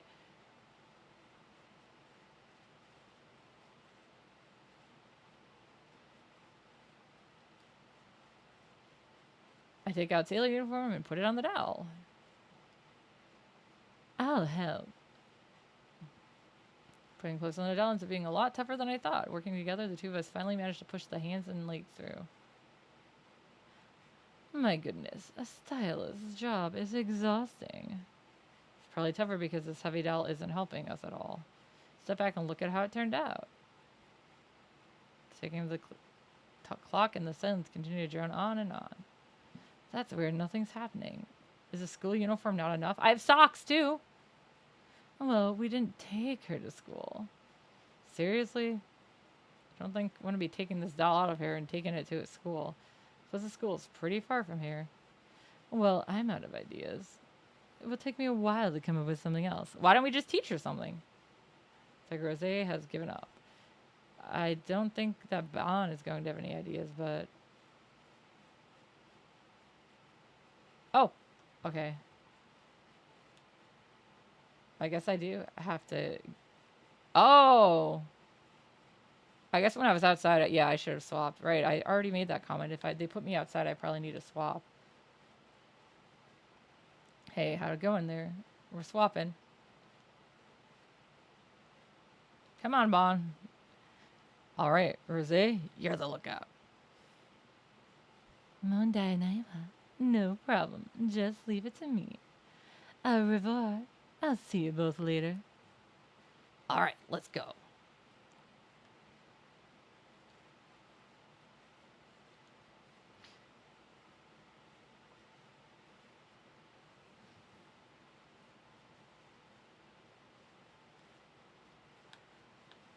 I thought I'd put the socks on her, too. Doll can see Master sucks at his face. What more can I grant this doll's wish to wanting to go to school? Hey, Kijima, sit next to her. Huh? What are you talking about, old man? Listen up, just shut up and sit down. Also, not Bon. From now on, you call me Bon Sensei, you got that? Huh? Say what? Feels ridiculous, but I sit down next to the doll as Bon ordered. Alright, let's review what we learned in our history lesson last time. So when did Columbus make it to America? Kijima, what's the answer? Bon, pretending to be a teacher, calls on me like I'm a student in his class. What the hell? Something about the ocean blue. Oh, right, it's 1492, right? Good. Glad you reviewed what you learned. All right, next question. I'll ask you. Bond points to the doll and throws out a question. What year was the Emancipation Proclamation signed? However, the doll continues to stay silent. Guess I can keep this going for a bit. Yo, Bond Sensei, don't you think that question is a little too difficult for an elementary schooler? Oh, good point. My bad. You're doing a terrible job as a teacher. What did you say you want? There's no way to talk to a teacher. Psh, what kind of teacher calls a student a runt? Jeez. Aren't I taller? No. That's it. Come here, you little. Oh, want to fight you, Frad? Then the next moment.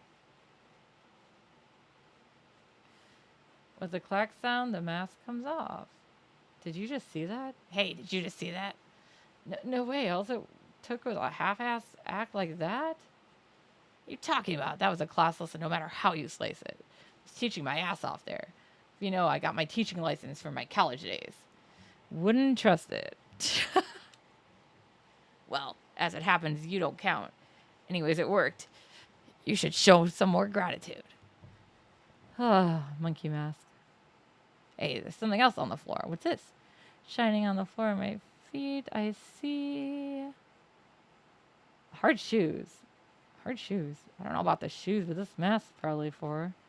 Yep, probably. Let's give it a try.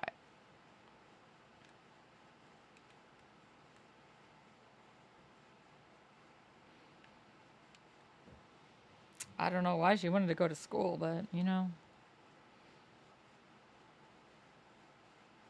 Oh, ballerina shoes, point shoes. Why didn't they just call them point shoes?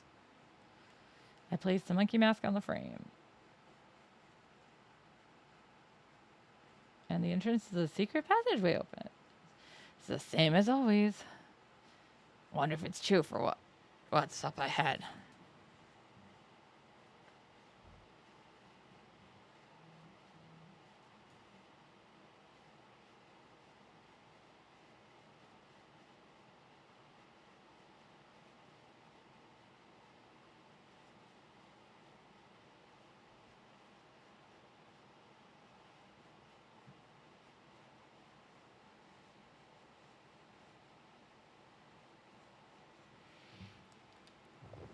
I feel like Ben was trying to imply something with those words. Let's just be careful and move forward.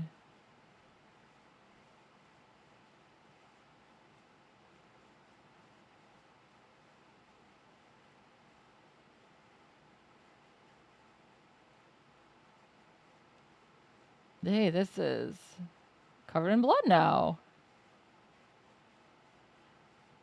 Red streaks that look like something was cleaning off a brush. Is this blood? Yeah. Time to do your thing. Right. Actually, adjusting my breathing. Sorry. No, I don't want to reach towards the bloodstains. Oh! A scream shrieks down directly above. It's even more high pitched than the one at the entrance, and it hits me like a lightning bolt. She goes white, and all this. I have to move immediately. I die, but I do have the strength to escape. Do I? Uh-oh. I think I needed rosé here.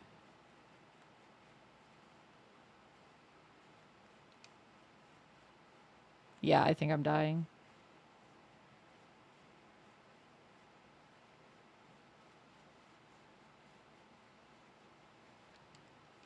Ready, Bond. Our knees are shaking so badly. Best we can do is crawl forward. Yeah, I think I need. Bond's voice doesn't reach, but I can read her lips. Leave me and go. No, I will never do. And we both die. Scream recedes into darkness. Okay, yeah, let's try. Let me, before I go do that, then let me switch to rosé. Because I think I have an idea.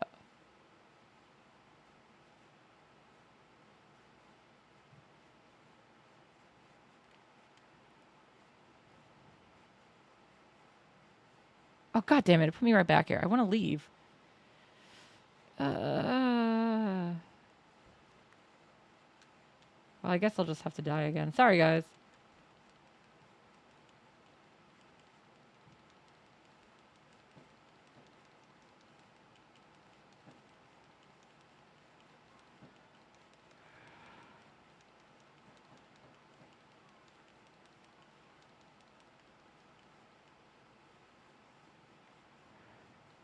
Because I don't think this is going to work with Bond, but let's see. Maybe it will.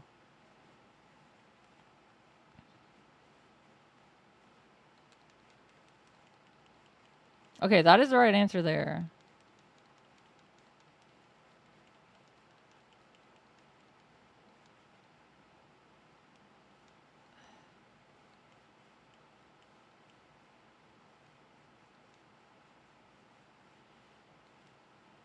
Then blood initiate activate.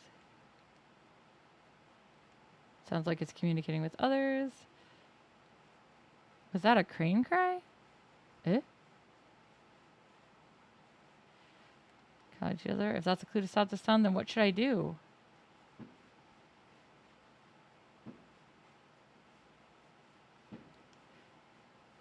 Yeah, I think I need Rosé's scream here, because I think I need a girl scream. I actually was thinking it needed a scream, actually, so that's where I was thinking. So I scream, I hold it as long as the frame is still as loud as ever. Yeah, I don't think that's going to work. I think I need Rosé. Blah, blah, blah. We're dead again. But hey, we learned some stuff. My screaming idea wasn't off.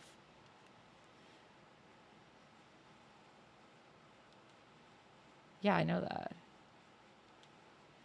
Take me back to the recent checkpoint, Onigai Shimasu. Yeah, there we go. Da-da-da. Okay, Rose, you're coming with. If you scream, you're a girl. Oh, you're back. You're on the lookout now, Bon. Monday night. Right, see you later. Rose, sticks mission you here. I'm saying the same stuff. All right, let's go. All right, you guys ready? I'm going to make her scream. Step in the passageway, immediately notice the strange blood, blah, blah, blah, blah, blah, blah. Deja vu, right? It's like we've seen this before. Deja vu. I've been here in this place. Looks like it. There seems like a situation that calls for your special abilities. Right. Finishing blah, blah, blah. And then that's where the screaming starts. Blood is tasty? Only if you need more iron in your diet.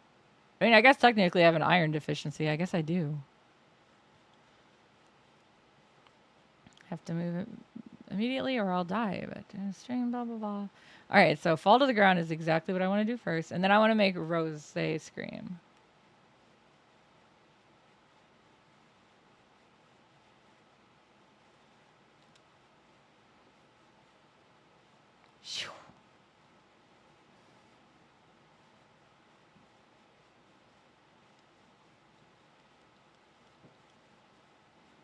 Caw-caw, caw-caw. Minaide kudasai. Minaide kudasai.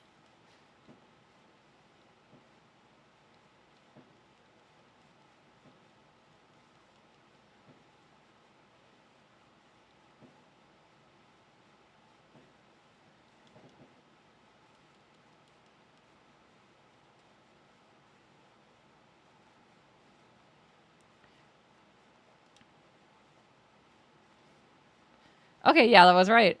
I kind of figured it had to be a girl. Because it needs to be the same. Hey, Rose! Tell Rose to scream through gestures. Scream! Pretend you're a bird and scream! Huh? Looks like message gets through because Rose rears back and screams. However, I can't hear it at all. Damn it. I guess this is it. My despair turns to resignation and then my consciousness leaves me. Same. Watashi Tohonachi.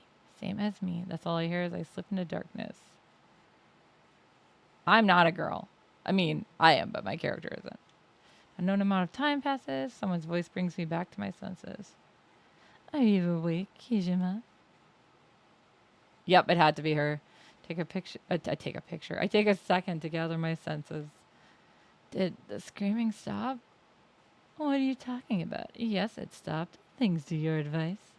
And, well, also thanks to my voice training. I never knew I could scream so loudly. So that means... I see, so we're saved. Unfortunately, this is neither heaven nor the River Styx. We're still living out this current life. For as long as I'm alive, I don't care. Okay. Alright. Anyway. Look up at the ceiling of the passageway. The scream, it came from directly above us, right? Yeah, that's what it felt like. I'd guess there's a room, there's a room above here. But it doesn't look like there's a ladder hidden anywhere.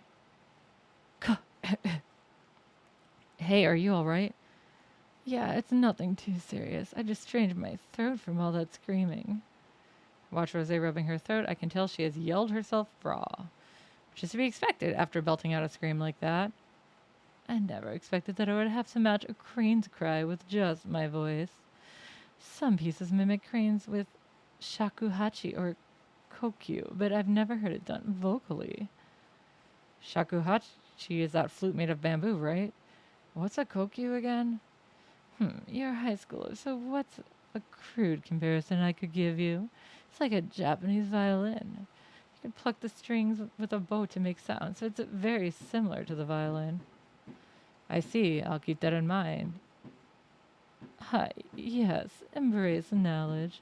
So hope that your desire to learn will be reflected on your next purple card. Now let's get back to investigating. Yeah, we're still running out of time. The other Miroku residence should just be ahead, right? True. Well then, let's go.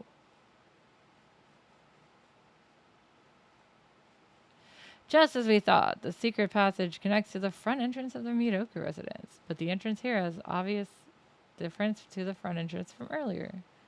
Hey, look. There are more of those frames. I see. This is starting to get interesting. Let's get the mask out. The one with the cell phone vibrated. Right, it's almost... Pity we're out of time for the night. Hey, it's me. Time to get out of there. All right, let's go back.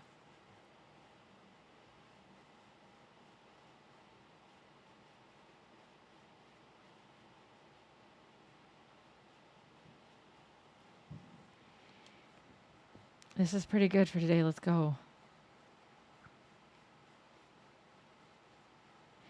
Hey, Bon, we're back. Hey, Rose, what's wrong with your voice? Oh my god, he makes me cough. What happened? Were you rocking out or something? Kijima, I'll leave this one to you. You explain how I saved us. Huh? We tell him what happened in the mansion, the 3 dolls, the 3 tapes, and the screaming in the hidden passageway. That scream again, huh? Yes, but this was worse than before. It was trying to kill us. Maybe seem rude to Rose, but I'm really glad I didn't go with you. Squawking like a bird just isn't me. If it was you and me, we'd probably be dead right about now. Hey, give me a break. I'm not dying an unsatisfying death like that. He totally didn't die like that at one point. No, never. Getting those 3 back to the weekend, those 3 tapes were fascinating. Each one recorded a man dismembering a girl as she screamed and pleaded. What a grotesque hobby. However, he didn't seem like he was just a sadistic deviant. He sounded pretty calm and kept saying things like, I want to make it so you don't die. He also seemed to be very knowledgeable about what he was doing. So it's pretty likely that Miroku's on the tapes. Before he became a children's author, he wanted to be a surgeon. The dots connect.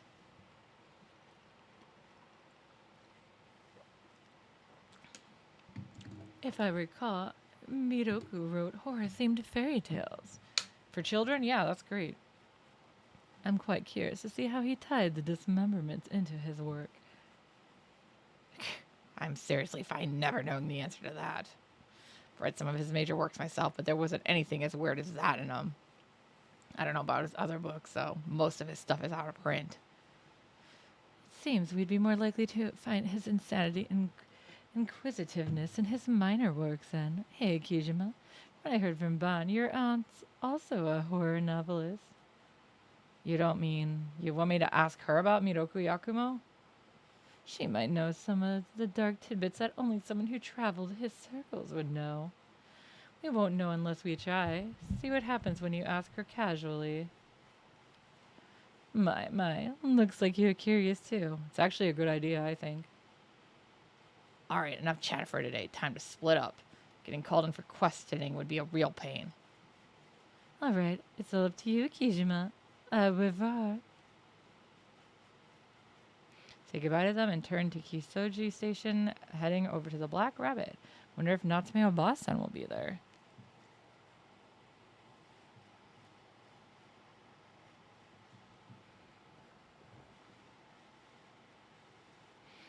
Oh, Akira, what are you doing here at this hour? Her cheeks are looking kind of reddish and her eyes are cloudy. She must have had quite a lot to drink. Oh my god, no.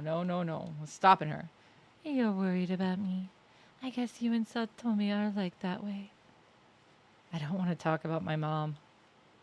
Don't have any good memories of life with my real mother. She was nice enough, but she couldn't hold down a job, so we lived in poverty.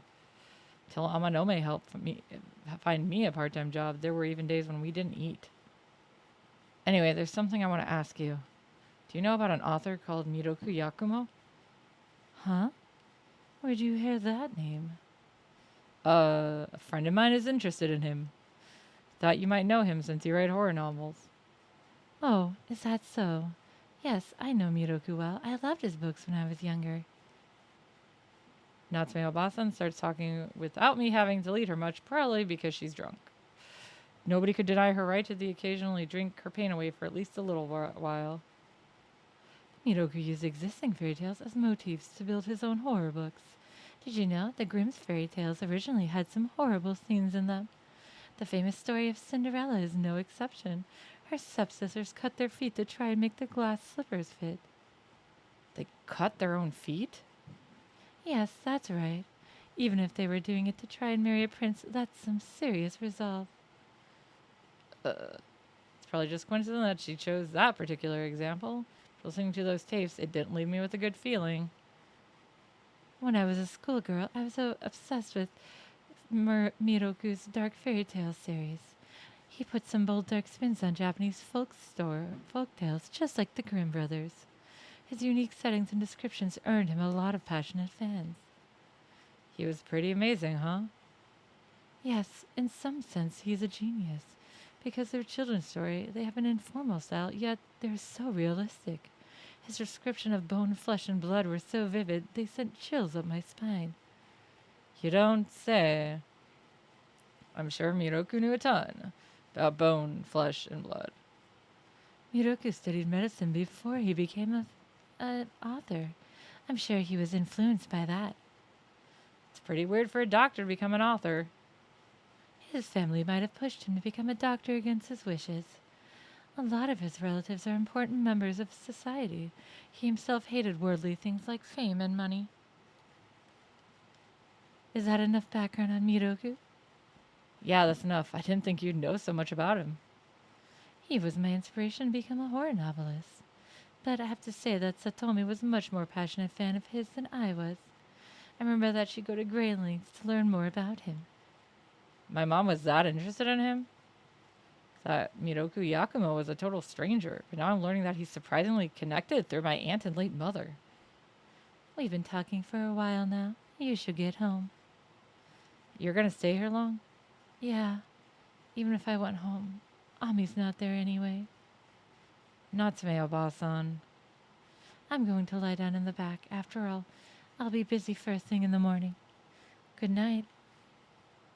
She gets up and walks unsteadily to the inner door, disappearing behind it. I lock the front door of the Black Rabbit and start walking home. As I stroll down the dark roads, I pray that Natsume Obasan can get some sleep.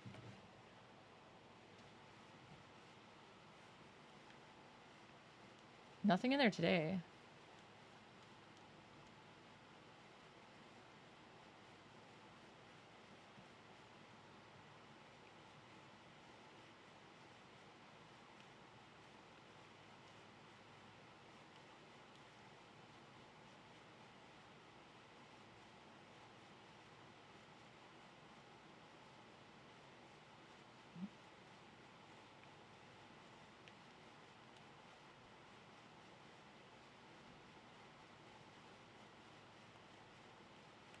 Eh? Is that not a way to go? Left the underpass. Okay. Ah, a phone call or text. A text. I open up the message. How are you? It's pretty nice. Feed the souls of the triplets to the monster that consumes souls. Souls of the triplets to the monster that consumes souls.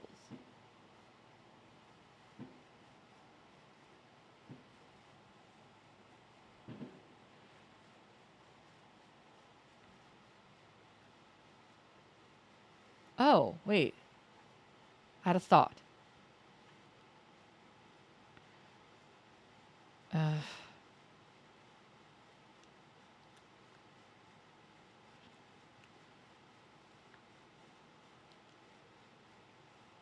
I search the trash bins. Why am I doing this again? Light catches on something. That's got to be it. In each of the trash bin, there's coins mixed in with the trash. Team, 3 coins. So do you guys have any thoughts about what would Eat your soul? That was the only thing I picked up on. And that's the only place I could think to look was the convenience store. The photo booth! Photos! They used to, some people thought suspicions photographs caught the soul. Coin operated photo, newest model even. Light from the photo spills out, blah blah. Oh, do I have to actually manually use them? Shh. There. 3 coins in the slot. Then suddenly the machine works to life. What? Wait, what the hell? Can I get a D card? Something out, I find a card in the picture pickup slot. Good, I don't need my... Oh, okay, we got another one. I lower my gaze to the writing on the card. Southeast of Tokyo at the end of Izu Island chain, an island made up of 100 tiny islands isn't on any map. It's called Rabbit Island.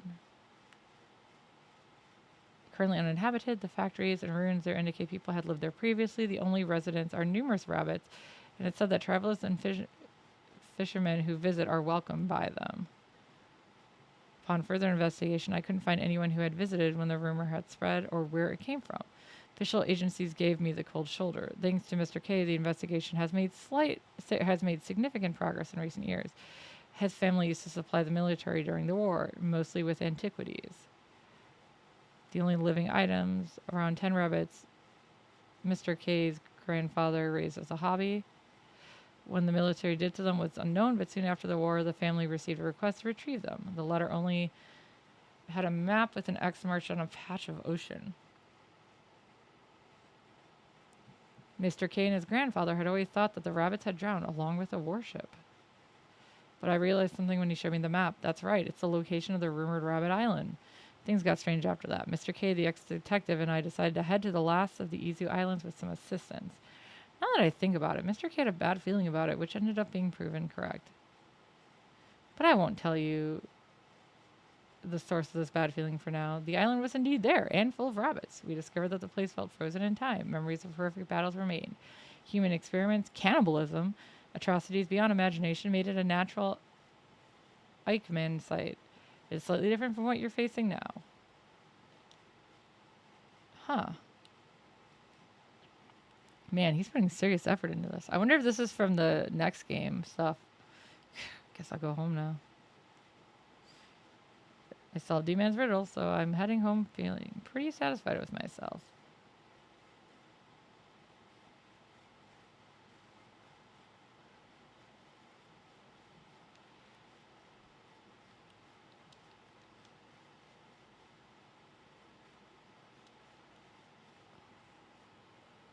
Eh? Did you guys see that?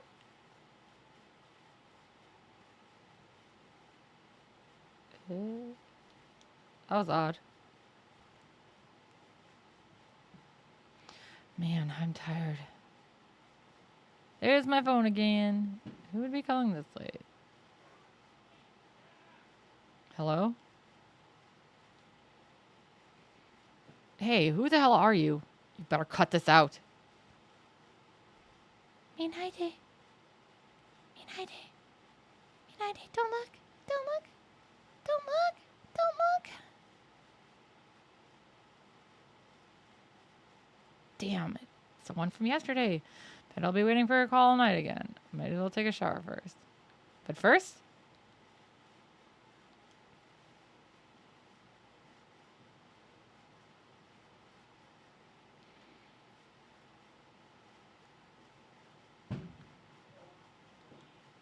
yeah, there's fireworks going off, so... Speaking of, do I have anything to drink after I get out? I don't know, do you? In the fridge and look inside. Nothing. I'll go and get something from the vending machine. Okay, I guess we're going to the vending machine. Because the vending machine is in front of the cemetery. Oh! Okay. I don't think we've been to that one. What should I get?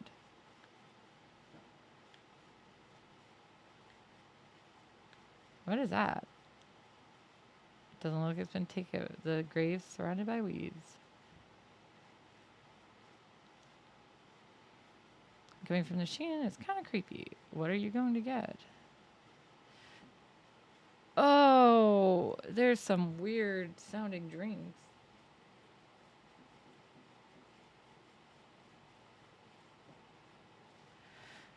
Hawaii green tea, semi-sparkling cola, honey natural water, nata de coco. That one kind of sounds good to me. What do you guys want to drink?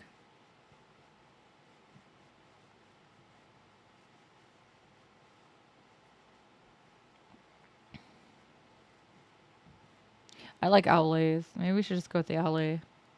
It's a new Cafe Owlay product from with Nata de Coco in it. Buy 2 bottles of it. Okay then, time to head back.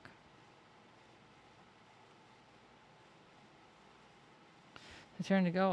A warm, damp breeze blows past me. Ugh, that breeze was gross. Hey, nothing on caller ID, huh? Hello?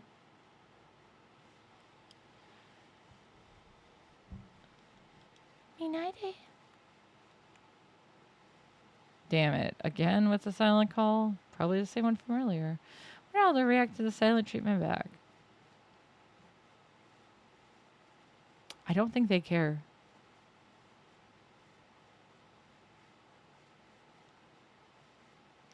What is this? It sounds familiar.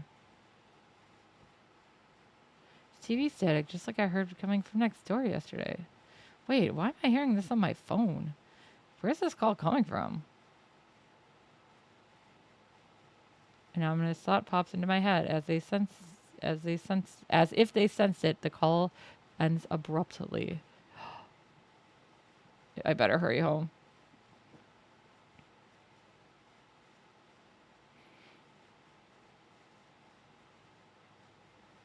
Rushing into my room, I quickly scan to see if anyone's there. The lights in my bathroom are on. There's no one. Guess that call wasn't coming from me, and I'm exhausted. Time for a quick shower. But they're on already. Look. Huh? Did I forget to turn it off again? No, you didn't.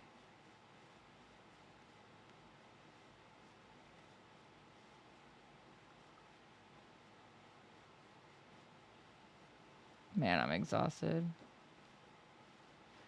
What the hell? It's that neighbor again. Huh? No, go back! Go back! Go back! We finally had a shower scene. Damn it. It was so fast. Why would you do that, game? Why? Look at that back. I had that brief moment of the back. That was nice.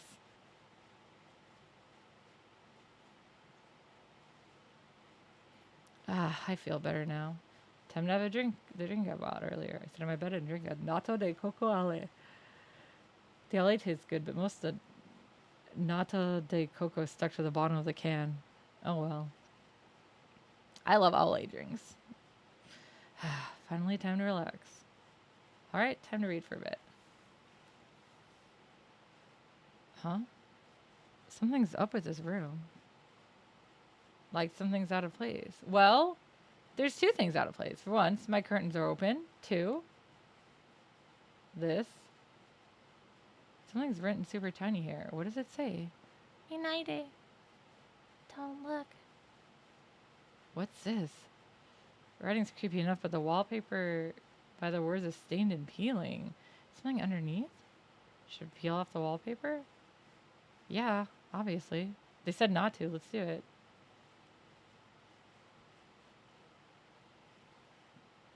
What's that stain? Don't look. The voice on my phone said the same thing. Please don't look inside. So the shadow we saw at the Miroku residence?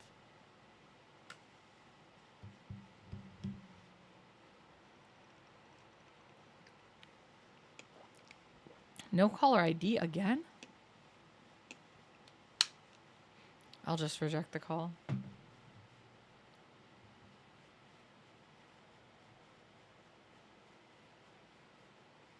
Fuck, not again. The calls won't stop and it's getting on my nerves. I'm pulling out the battery. Turn off my phone and remove the battery. This one now, 2 now? Better disconnect this one. During the call, I yanked the power cord from the outlet. But the ringing doesn't stop. But I unplugged it. Abruptly, the ringing stops, but then the receiver starts to make noise.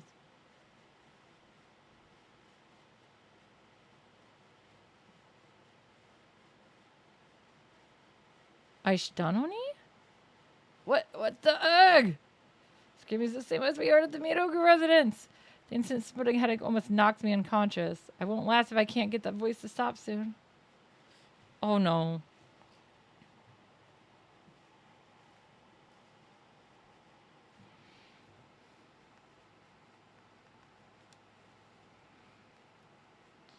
Oh, good. Getting rid of the phone. We don't use it anyways. What if I destroy it? I shuffle over my hands and smash the phone with my fist. Break, damn it. Break, break, break, break, break, break, break, break, break, break!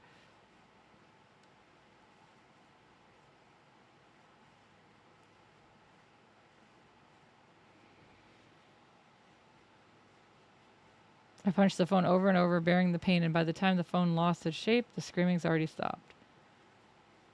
Hey, I got rid of my phone.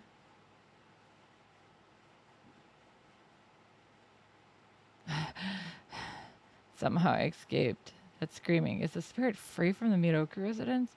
Nothing else better happen for the rest of the night. Crisis averted. I suck in a deep breath. Man, am I exhausted. Shit, I need to rest before I clean this mess.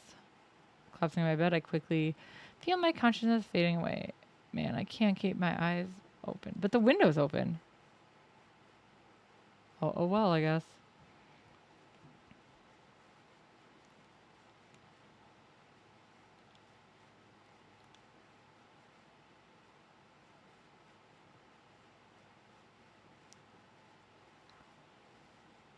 The sun sets and the meeting time approaches. Bon and Rosé seem like the type that don't mind making others wait, but hate being kept waiting. I better head out. This feeling. Yep, it's here. My teefies are here! Teefies. A whisper comes from somewhere. It's time for a tale. The man found a poor little birdie. The man wanted to save the little birdie. The whispering stops. Cold sweat slides down my cheek and drips off the peak of my chin. But my breathing remains composed. My heart rate's staying pretty steady too. Is it because I've made up my mind to do this, or am I just used to all this now? Even I'm not sure which is true.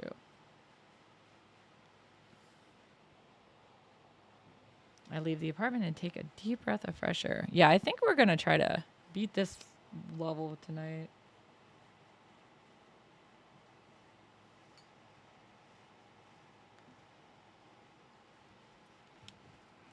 Tonight, I'm going to put an end to this. Yeah, we are. I arrive at Kisoji Station and make my way over to the Black Rabbit. The lights are on inside. Is Natsume Boss-san still there? I heard kids outside. Rude. Hey, Kijima. I let myself in. My throat's feeling a little better thanks to the meat I had. Walk in and find Rosé in good spirits. And Natsume Boss-san is nowhere to be seen.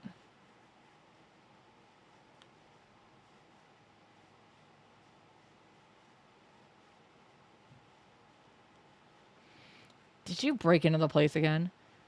Alcohol is a salve that heals life's wear and tear. You could even say it's a life's companion. You'll understand when you become an adult.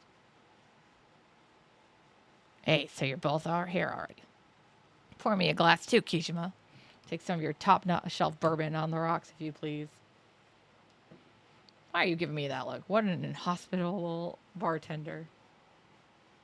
Our lives are on the line again tonight. Indulging in a good drink when facing down that situation is to be expected. So come on, don't keep your customer waiting. Are you paying me for this? This is going on your tab. I helped Natsume Boss-san at the bar before, so I know what to do. Go behind the counter and pull a bottle free from the back. Put some ice on into a rocks glass and pour the dark amber liquid in. A burnt smell wafts up. Bon impatiently snatches the glass from me and pounds down the liquor. Woo, that'll put hair on your chest. So, Kishima, did you get some information about Miroku? More or less. I filled him in on everything Natsume Obasan told me about Miroku Yakumo last night. I see. It definitely looks like the cruel hobby of his definitely made its way into his work, but I'm finding it hard to believe that he'd abduct and kill young girls just for his writing. I tried following the thread of those previous abductions. The past few decades, 4 girls went missing near the Miroku residence. Half a year ago, a middle school girl named Tsubasa. Wait, why? Where's this S? It should be TS. Aoi vanished. She was on her way back from ballet class. She's a pretty girl who people had expected to become a prima donna in the future. On her way back from ballet class, that means... Yeah, the recording on the T-tape is a news clip about Aoi Tsubasa's abduction. We also found a ballet flyer in the mansion. Could that have been... Yeah, Aoi Tsubasa was slated to perform in the show advertised on the flyer. I think she was the star of the second act. I didn't even scream. He's just killing my voice. The second act was Lick this kind duck cake. Lake. Duck cake. Oh my god. Yeah. Aoi Tsubasa was going to play the part of the princess who gets turned into a duck. She was apparently really excited for it and put her heart and soul into practicing. She went to ballet classroom every day and danced barefoot until the sun set. And then she went missing just before the show. She was so eagerly awaiting to perform. What a soul-crushing tale. I'm sure that was devastating for her. Okay, not for the rest. 10 years before that, a girl named Sachi, Kirishima Sachi, disappeared. Then 20 years ago, it was Mishima Ai. And the last one was 30 years ago, Manabe Hana. It's always increments of 10. You don't have any more information on those 3? Unfortunately, I couldn't fully investigate them. They're pretty old cases after all. All I know is that they're all kids who were in their early teens. Aoi Tsubasa was the only middle schooler, but the other 3 were all in elementary school. The first letters of their names match the tapes, T, S, A, and H. The pieces are all starting to fit together. I think we can safely assume that Miroku Yakumo abducted all those girls. Once every 10 years, a young girl around the same age was kidnapped by a children's author, almost like some kind of ritual. It really piques one's curiosity. Miroku must have had some nerve. Kept kidnapping girls right by his house, and no one ever put 2 and 2 together. I'd say it's the opposite, actually. For him, his neighborhood was the safest place to do it. Didn't your mother tell you? Most of Miroku's relatives are famous. Some of them are on the Shinzo Ward Council, or they work somewhere in the government. They probably kept all the heat off Miroku just to make sure they didn't get any blowback. If people suspected a relative of yours was a criminal, they could lose their position. And such is the disgusting state of the world. People really are the worst monsters after all. I agree with that statement. They are. It's true. You grow up thinking that you'll have to fight off monsters only to learn that the real monsters are humans. For me, scumbags like that are a great business opportunity. Enough of that, though. Time to get the mansion and put an end to this. Yeah. I'm expecting you to earn that free drink you just had. Yeah, I'm planning on it, kid. Good, I'm taking you with Bon. Leave the Black Rabbit with 2 tipsy adults in tows. They'll probably sober up by the time we get to the Miroku residence. I hope so, but I'm taking Bon because he said that. And I also took Rosé last time. Walked down a path I'm already too familiar with. Just before I'm inside of the Miroku residence, that horrifying presence appears once again.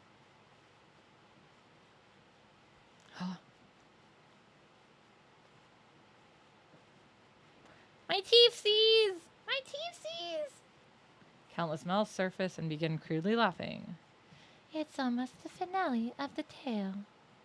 The birdie becomes a crane and repays the man.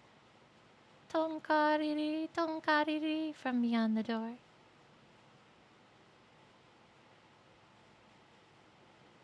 However, I don't feel too bent out of shape. Figured it'd come right about now. Hey, you're here. What is it? You don't look too good. Did something happen on the way here? Well, that damn curse showed up.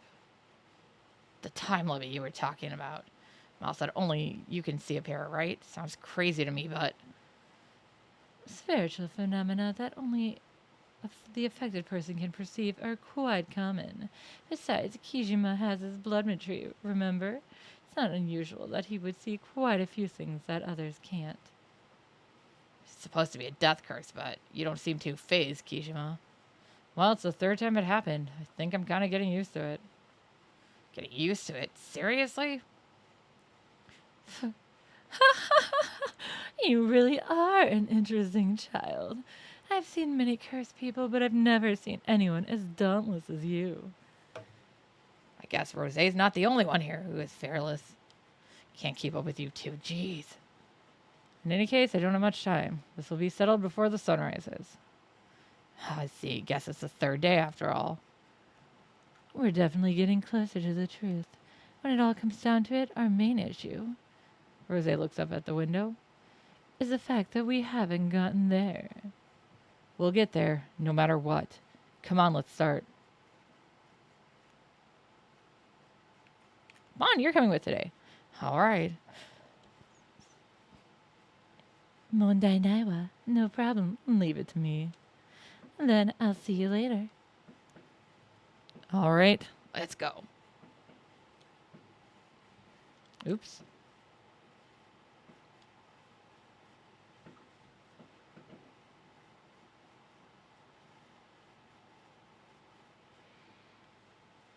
All right, let's go inside.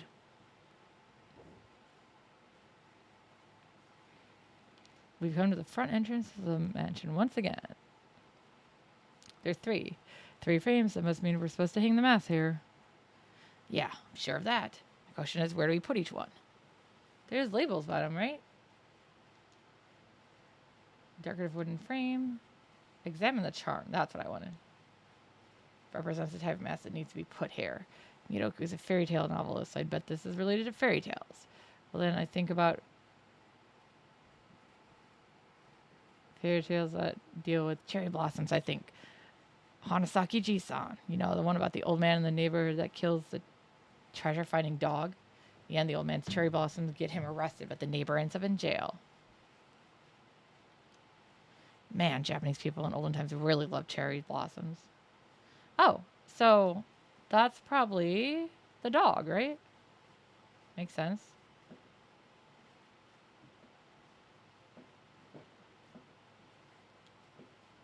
Check out the dog mask. Love frame.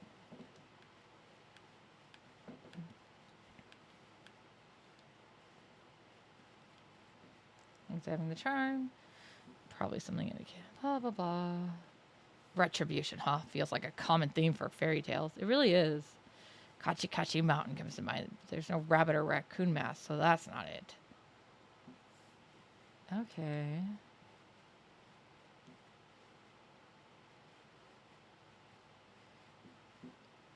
Examine the charm on this one. Must represent blah, blah, blah. The last is a very vague clue. Maybe it went with the process of elimination. We could have figured this out. Okay, let me look at my mask again. What do I have left? They made it so easy for the first one.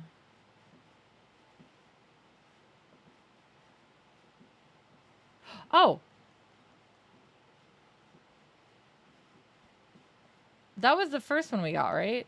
So the pheasant's probably the last victim. So I would say, yeah, I'd say that's the last one. So let's do the monkey mask here.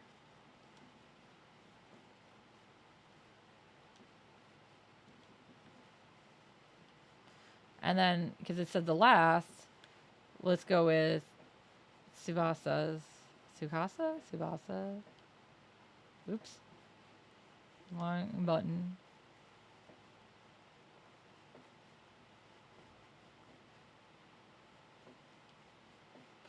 Took out the pheasant mask. Set it in the right frame. Then, yeah, it worked! Whoa. And just the secret passage opens up once again. Nice, great job. I was just lucky. Come on, there's got to be something important up ahead.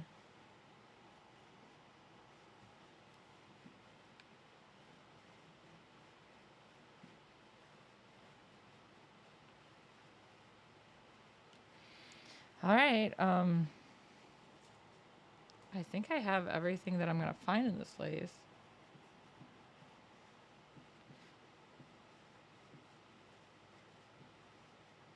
Hey, there's a ladder.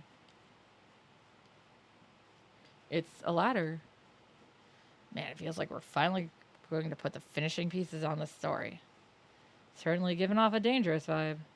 Better be prepared if something, for anything if we're going to climb it.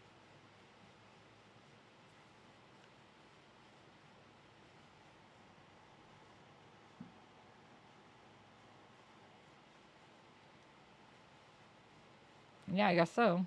Climb up the ladder.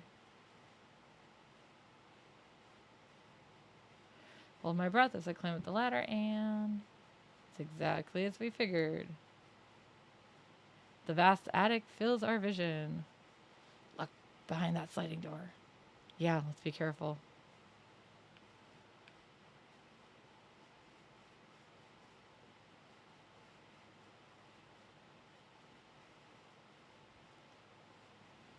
The paper lantern, for some reason, is not dirty or covered in dust. Even looks as if it's been used recently.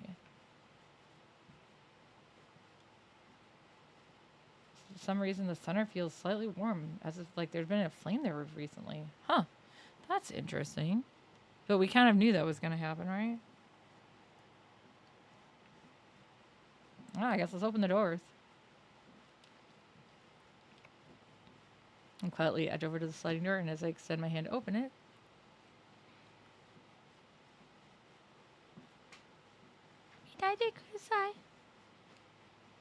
what the? An odd figure appears as we hear the voice. There it is. Is that thing the screaming author? Open the sliding door? Why? Well, why wouldn't we? No, it's dangerous, but we have to do this. No matter what's looking behind the door, we can't just turn our backs here. Forcefully open the sliding door in an attempt to rid myself of fear and doubt. Eh? Nothing's there.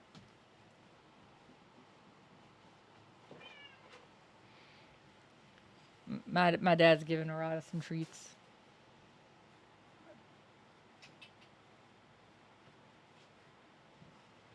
Huh? There's nothing here. That's what it looks like. All we see is a completely empty room.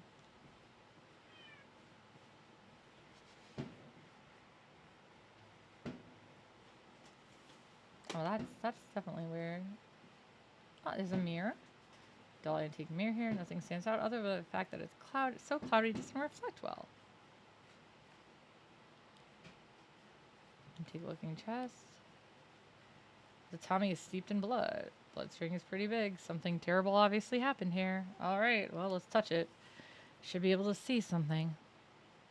I kneel on the tatami mat and adjusting my breathing, and I quietly press my palm against the mat. While still wearing gloves.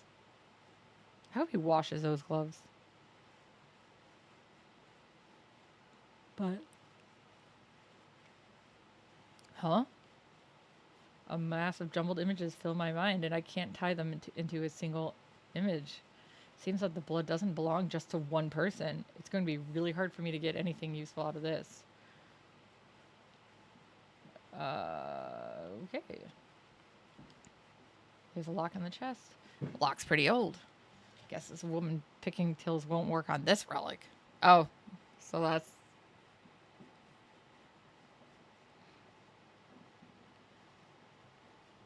interesting. Probably better off just hunt for the key. Doesn't look like Rosé will be able to get this whole lock open right now.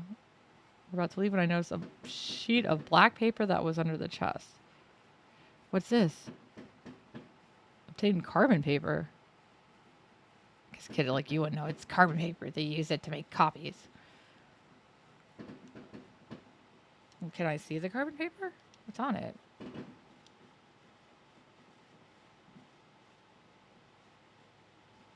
Nothing, I guess.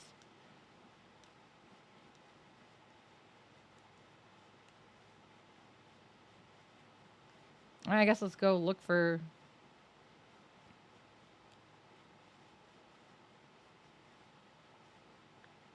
Oh, what do you know? It's an old typewriter here. There are black stains all over the keys. Keys are completely rusted. I'm not even sure it will work. There's already a sheet of paper set into it, and I see part of something typed on it.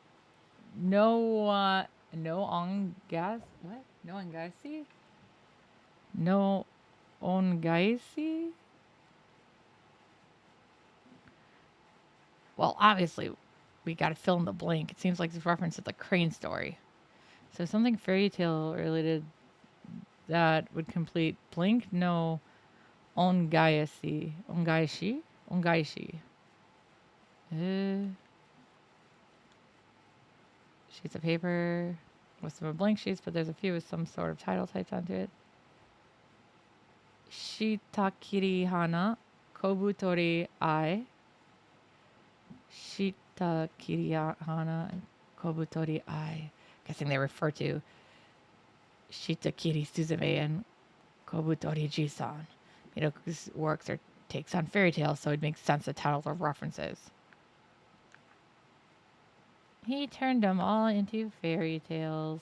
How sweet. Blank sheets, title typed in there. Sachi Kanigasen. Sachi Kanigasen, huh? Based on the other, this must be Saru Kanigasen. Looks like this type prefers Kunre Shiki romanization. They're using the hypern system. T would be chi and tu would be tsu, but whoever's leaving these pieces of puzzle behind is obviously using Kunre Shiki. Bet this bit of trivia will be super useful in your life. Okay.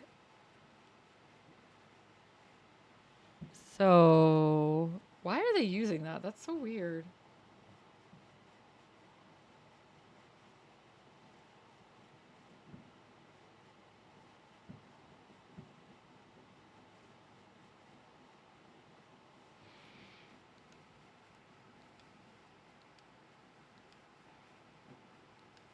I have an idea.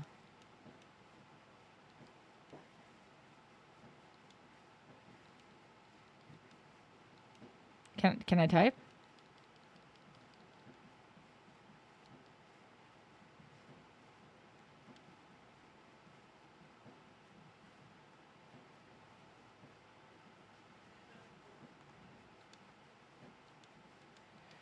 Oh, but I think I know. I think it's Tsukasa.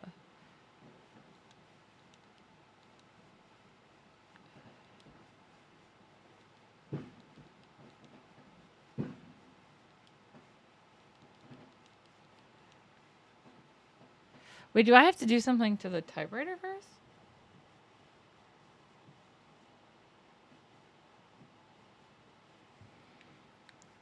Hmm. The rest on the keyboard actually seems like it could be dried blood. Oh, okay, that works. I'll give it a shot. I feel around the section of the keys that looks particularly dirty.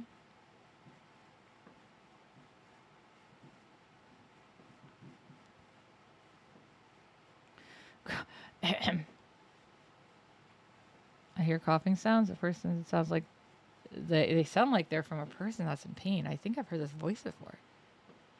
This voice. Eventually, the coughing stops, and then a firm voice says something. Engrave my fairy tale. Just now, that was him. It's the voice of the man on the tape. Did you hear something? Engrave my fairy tale. That's what he said. Take the words, the typewriter begins making sounds on its own.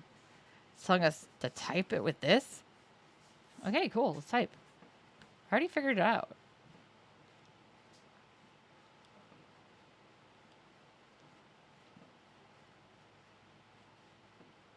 Okay. All right, let's go. Type. Huh? Of course it can't type. There's no ribbon in it. Ribbon. Ribbon of ink. It goes between the type hammers and paper. The hammer hits the ribbon and leaves a mark on the paper from the ink. You're saying the typewriter is out of ink. That's right, but it's a pretty simple machine. All you have to do is place something that can print letters between the hammers and the paper. Like carbon paper? My bag. Can we use this? Ben carefully examines the typewriter. Well, I think it will work. You should be able to get some letters if you put it between the hammers and the paper. Put the carbon paper into the typewriter to take place of the ink ribbon. No, what am I doing? Stop it. I don't even know what I'm bumping. It's been L2 this whole time. The carbon paper into the typewriter. All right. We're doing things. I'm so glad we have carbon paper.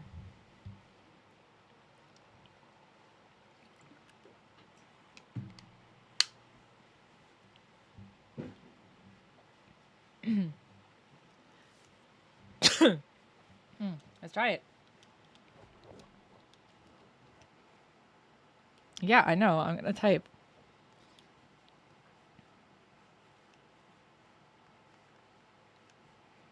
I guess since they're using old school, I have to do 2.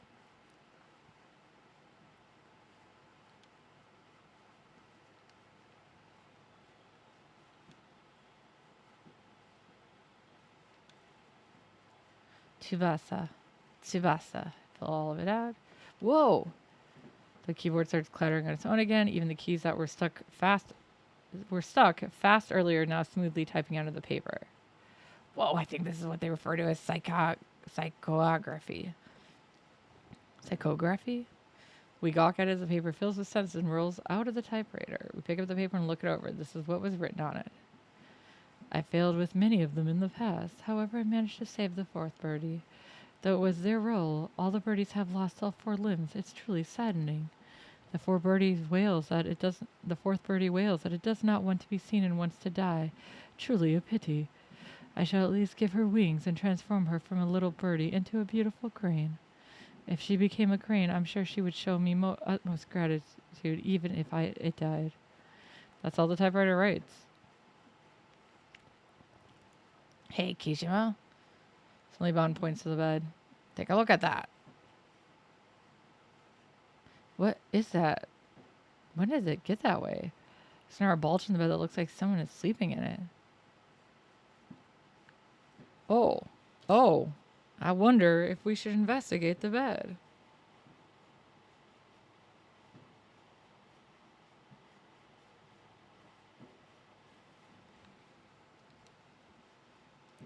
I want to look at the balls. Hi, Rada. What are you going for, huh? Looking around? A bulge is about the size of a grown man lying down sideways. Smells like rotten food. Yeah. Powerful stench violates our noses. We had been in this room several times before, but it never smelled like it did now. Something has definitely gone bad here. Sure, it's what's causing that bulge. Kijima, try looking under the sheet. Ugh. The smell gets more and more intense as I get closer to the bed. Trying to breathe as little as possible, I place my hand at the corner of the blanket and I pull it back in one motion. Oh, that's beautiful. What the fuck is this? How many hands are there? 1, 2, wait, 1, 2, 3. I don't lie. On the bed lies a lump of meat that is covered in rot. The skin of what looks like a head on the pillow seems to be infested with maggots. It looks like the corpse of a man. Why are there so many arms? The most bizarre thing about the corpse is that there are many arms stapled together. They're all skinny and flexible. They must belong to little girls. Yay! Looks like kids' arms are embalmed. Guessing they belong to the girls from the Bond's words are cut off. Why would anyone do this? Yeah, I don't get it. 1, 2, 3, 4, 5, 6. Did the spirits do this? They wouldn't be so sure about that. Take a look at the tool next to the corpse. A surgical staple. It's used to staple open wounds shut. It's for stapling together flesh, you mean? Yeah, you got it. There's a chance that this man stapled those arms to his own body himself. I can't bear to look at the freakish corpse any longer, so I cover it and leave the room. That corpse, it must be Miroku Yakumo. Don't know what he looks like, but judging by white hair, I bet it was him. Hang on, Miroku's here. Then who's the screaming author? Someone who died in this place while leaving behind an intense grudge. And if it isn't Miroku, you know who that leaves, right? Tsubasa, right? Hearing the word grudge, my mind immediately thinks of the tear-filled screams and pleas of the girls that were recorded on those tapes. That means, if I recall the contents of Tsubasa no Ongaishi that came out in the typewriter earlier, I failed with many of them. However, I managed to not kill the fourth birdie. Because I'm sure that even if it were to die, it would be able to die in peace. We haven't found the fourth girl doll, and that title, Tsubasa no Ongaishi, indicates the spirit. Must be T, the last girl killed by Miroku. Fuck. I feel my stomach turn over once again. Yet another time it's happening since I entered this place. What a wholesome story. I'm sure any sane person would feel the same. But I can't allow myself to look away from it. I have to face the tragic reality. If I can't, then I may as well just embrace my coming death. Oh, right. Let me give this to you. It was next to the pillow where the corpse was. I love that he stopped to look at stuff while I was just too busy. Like, ew, body. Bond tosses a small pouch to me. It contains an old key and a syringe with liquid and an empty medicine bottle. Okay. Hi, Rana, you back? Yeah, I know. There's fireworks going on outside. Tasty as the blood. Those are arms, though. More just arms and blood.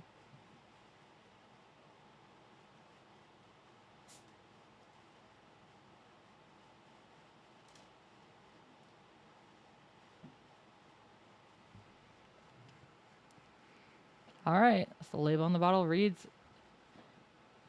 midazolam.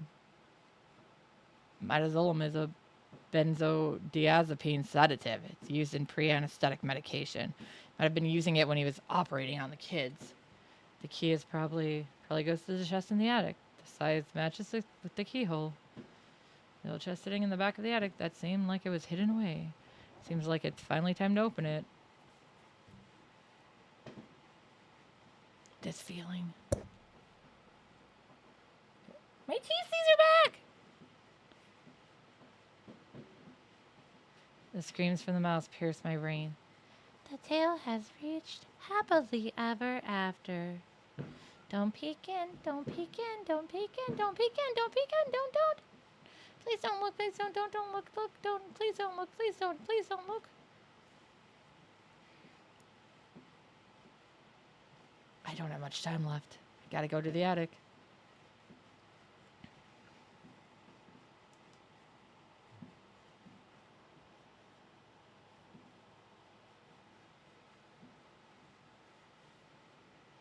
Explosions, yeah. Basugasu bakuhatsu. Maybe not those kind of explosions. All right, we're going back up.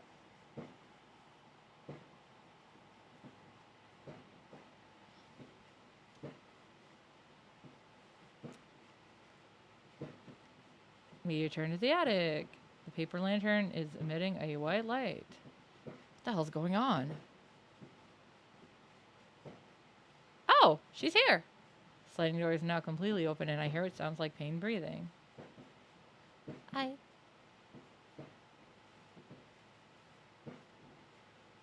pleaded. And still. What do you mean by you pleaded? After clicking my tongue, I walk towards the voice to see what's there. Huh? My whole body's wrapped up in something that comes from overhead. I quickly jerked up into the air, and the impact causes me to drop my flashlight. Oh, crap, the flashlight. I feel like I'm a bug that's flailing around inside a spider web.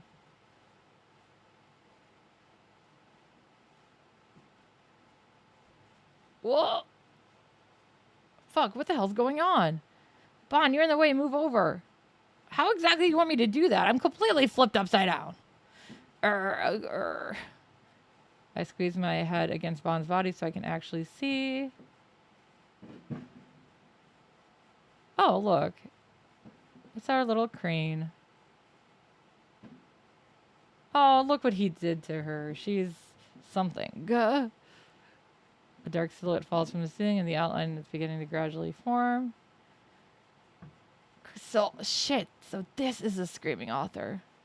In the front, a scream pierces my mind and I see the stars for a moment. Think, how should I deal with this? This poor girl. So again, I take a deep breath and try to focus my concentration on one point. But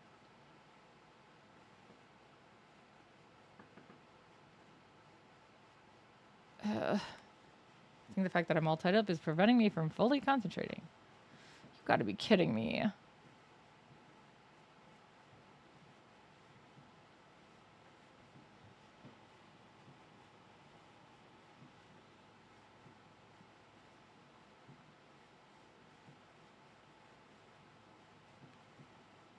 I have to stop that voice. Damn it, I can't move. Hey, I can move an arm. That's something, right? What do we do? The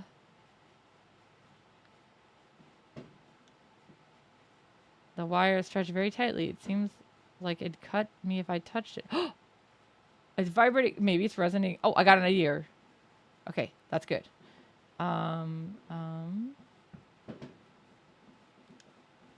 Yeah, that's right. Back at the passage. Rose mimicked the communicating cry and we managed to survive. Hurry it up. I'm going to die. Here, take the clump of stiff hair out of my backpack. Clump of stiff hair? What the hell are you doing with that? Stop talking. Just hurry and get it. Okay, I got it. What do you want me to do with it? Rub it against the wires as hard as you can. You know what? Whatever. Here goes. Bon straightens the bundle of hair and firmly rubs it on the wire. The hair is still being rubbed on the wire. And the scream gradually dies down. We made a violin-ish thing. The screaming author moves a bit, which causes us to move around quite a bit too.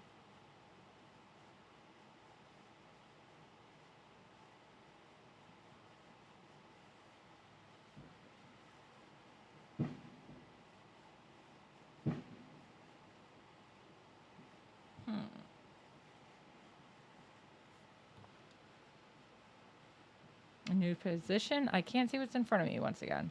The right side, the movement also frees up one of my arms. Hey, you all right? Damn it, these wires have got me wrapped tight. The voice it's coming from above me. It looks like the way I feel on my back is Bon.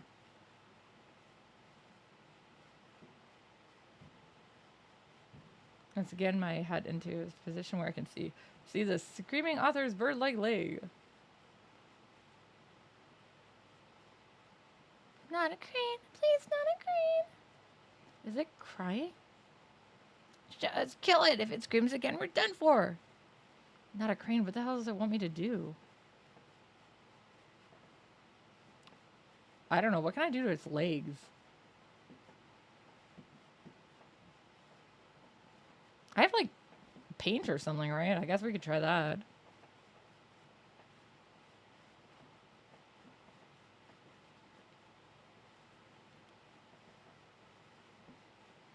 Creepy looking leg. Looks like a bird's. It really does.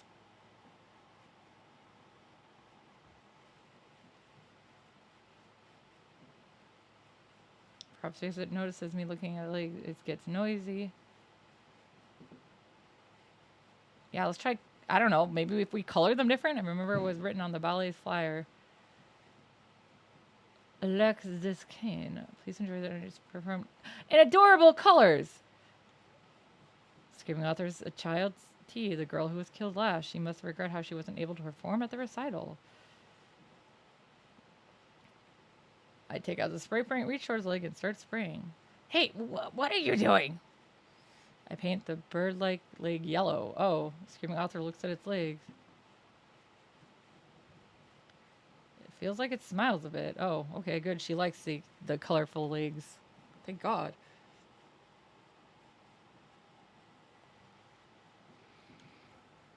Whoa. I feel like I'm a blender or a clothes dryer. I feel like I'm a blender or a clothes dryer as my world flips upside down.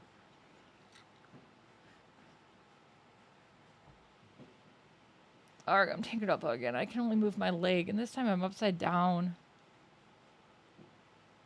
It's a bit more slack now, but if it keeps doing this, it's gonna kill me. Burn it. Burn it all. Oh, what's it saying? Burn it all. Hey, what's wrong?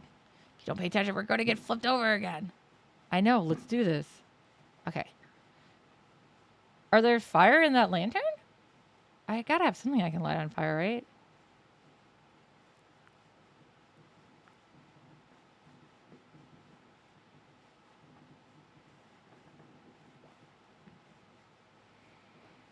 Yeah. Let's see. Fire from the paper lantern. Tell me math of my head. I might be able to reach it.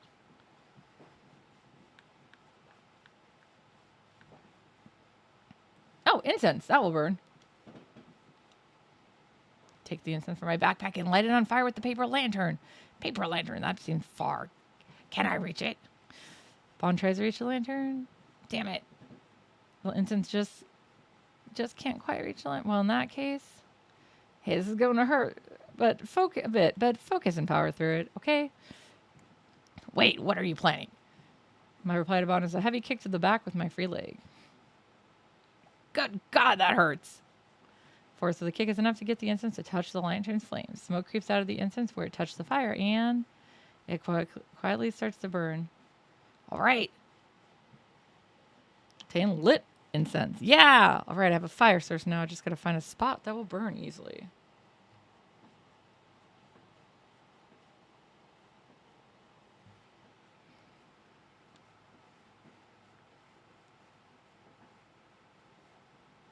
And the author flaps again. My world spins around once more.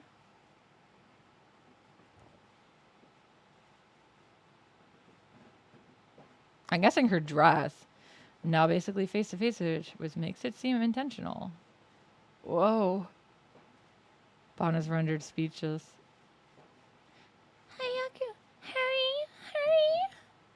The author sounds like it's trying to tell us something. Damn it, I'm all wrapped up again. Hold on, I'll end this.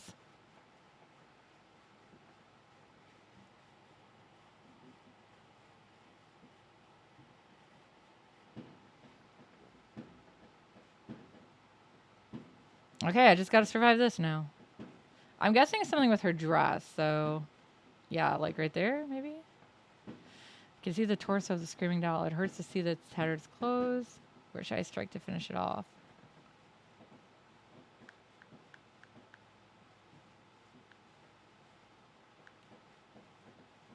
You're gonna make me go through all these. Oh my god.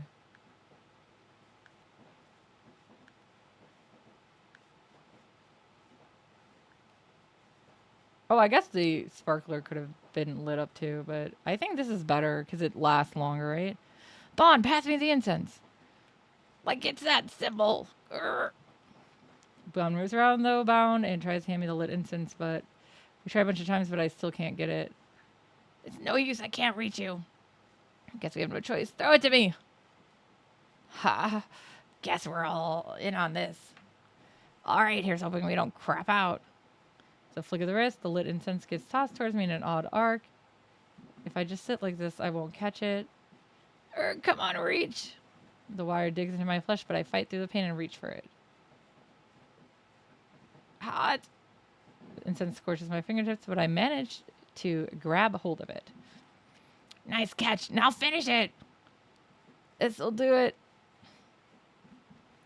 I stretch my arm out as far as I can, and I press the lit incense into the screaming author.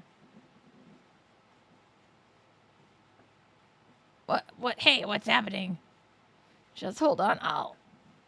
The screaming author stares at us quietly, but then shakes his head slightly and takes a deep breath to scream once more, but just at that moment, the clothes catch fires and the flame engulfs her.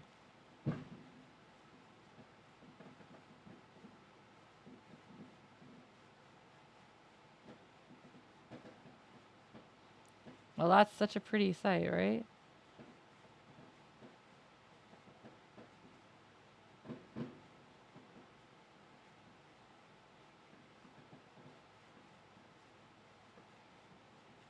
Hopefully that's the right answer. I want everyone to live.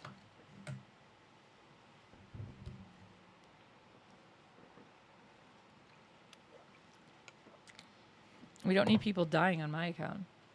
Inside the flames, the screaming author kicks his legs almost joyfully and then falls to ashes on top of the tatami mat. Ah. Dekimashita! Ow. Wires that had held us tight are cut, and we drop pretty roughly. Well, it looks like we lived through this. Yeah, somehow.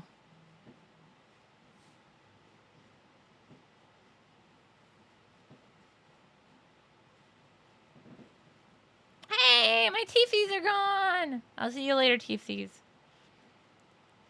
Like usual, the curse disappears. But wondering how much longer this is going to keep happening makes me depressed. Look at the floor where the screaming author fell to the ground, but it had disappeared. Now there's just a pool of blood in its place. If you use your powers, you should be able to get some information about your sister, right? Come on, hurry and try it. Yeah. Getting closer to the pool of blood, I slowly press my fingertip against it.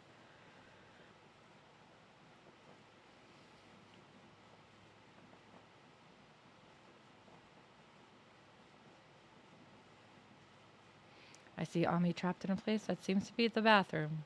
It's the same scene as before. It's now 2 weeks since Ami disappeared, so I'd been worried about her health, but to the vision, it doesn't look like Ami's any different than when she was taken. I want to get out. How long do I have to stay in here? Okasan, Onisan. Ami groans in a tearful voice with her head drooped forward. Oh. I hear a high-pitched sound like two hard objects rubbing against each other next to Ami. Huh? Ami's entire body lurches up as if she was just hit with an electric shock.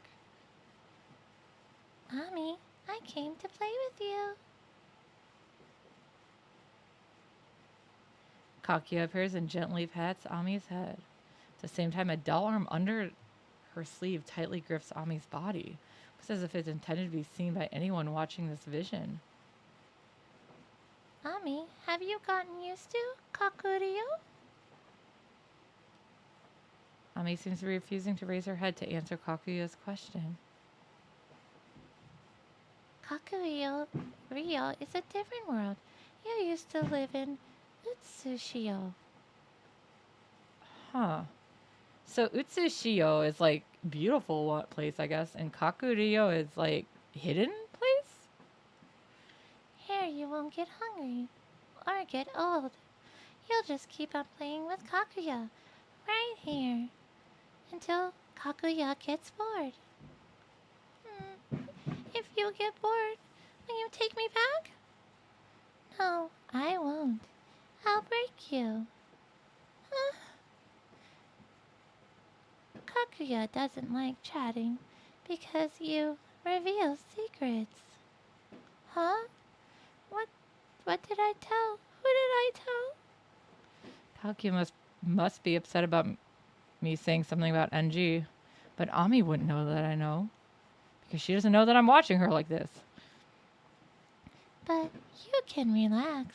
I won't break you until I get bored. Ami, what do you want to play today? Tag? Hide and seek? Word games? House or...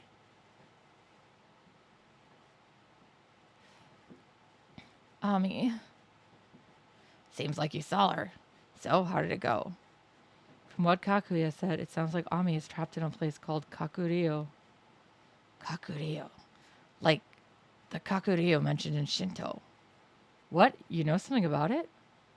Just the basics of the religion. We're in Utsushio, the realm of the living. Kakuryou refers to the realm of the dead. I'm not entirely sure the Kakuryou that Kakuya is talking about is the same thing. That's not what I'm interested in. How do I get to Kakuryou? Why the hell do you think I would know? I bet even Rose wouldn't know. We don't even know what Kakuya means by Kakuryou, so how would I know how to get there? I know that Ami is in Kakurio. Fortunately, I don't know what or where that is. Am I really powerless to help her? Don't get down, Kishima. Focus on what you can do for her now. Let's open up that chest. That's what we came here for. Yeah, we gotta go free the other girl, right? I put the key in the lock and lift the lid of the chest. I see a small, oddly shaped doll in a thick envelope. What? I feel compelled to scoop up the doll. It's an odd design with a girl's head on top of a string body. Look, it looks like Kakuya. Face has a similar hairstyle and hair color. It does a very good job of looking like Kakuya. Why is a doll with Kakuya's face here? Kakuya, seriously? Why would this be in the Miroku residence? Don't ask me. How the hell should I know? A talk of dolls reminds me of the dolls with the girl spirits in them that we found.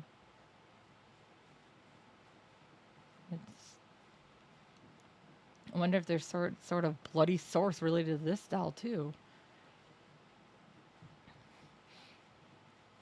I couldn't help but think this doll is important, so I shove it in my pocket. And what about that envelope? Open the envelope at Bond's request. It didn't contain scratch paper with detailed descriptions of things and some photos of girls.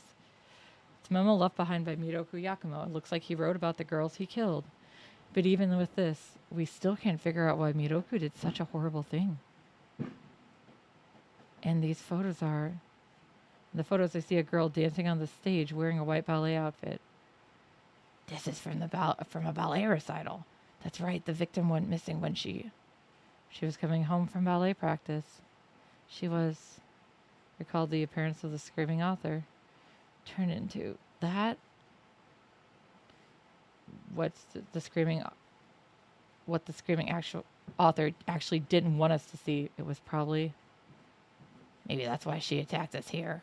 She was probably afraid we'd compare it to the photos of her old self that were in here. We leave the burnt-smelling attic, all of us full of dreary feelings. Well, you two certainly took quite a long time. I'd like to be filled in immediately, but the patrols are just about to start. We should leave here immediately. Let's meet back at the Black Rabbit. I'll tell you what happened at the bar. Yeah, all right. I could use a bit of memory eraser after all that crap we just went through. I part with the other two and head to the station. I think if I had had Rose there, I wouldn't have been able to kick her. But it's fine to kick Bon. Because I run to the train, I managed to reach Kisoji Station earlier than they do.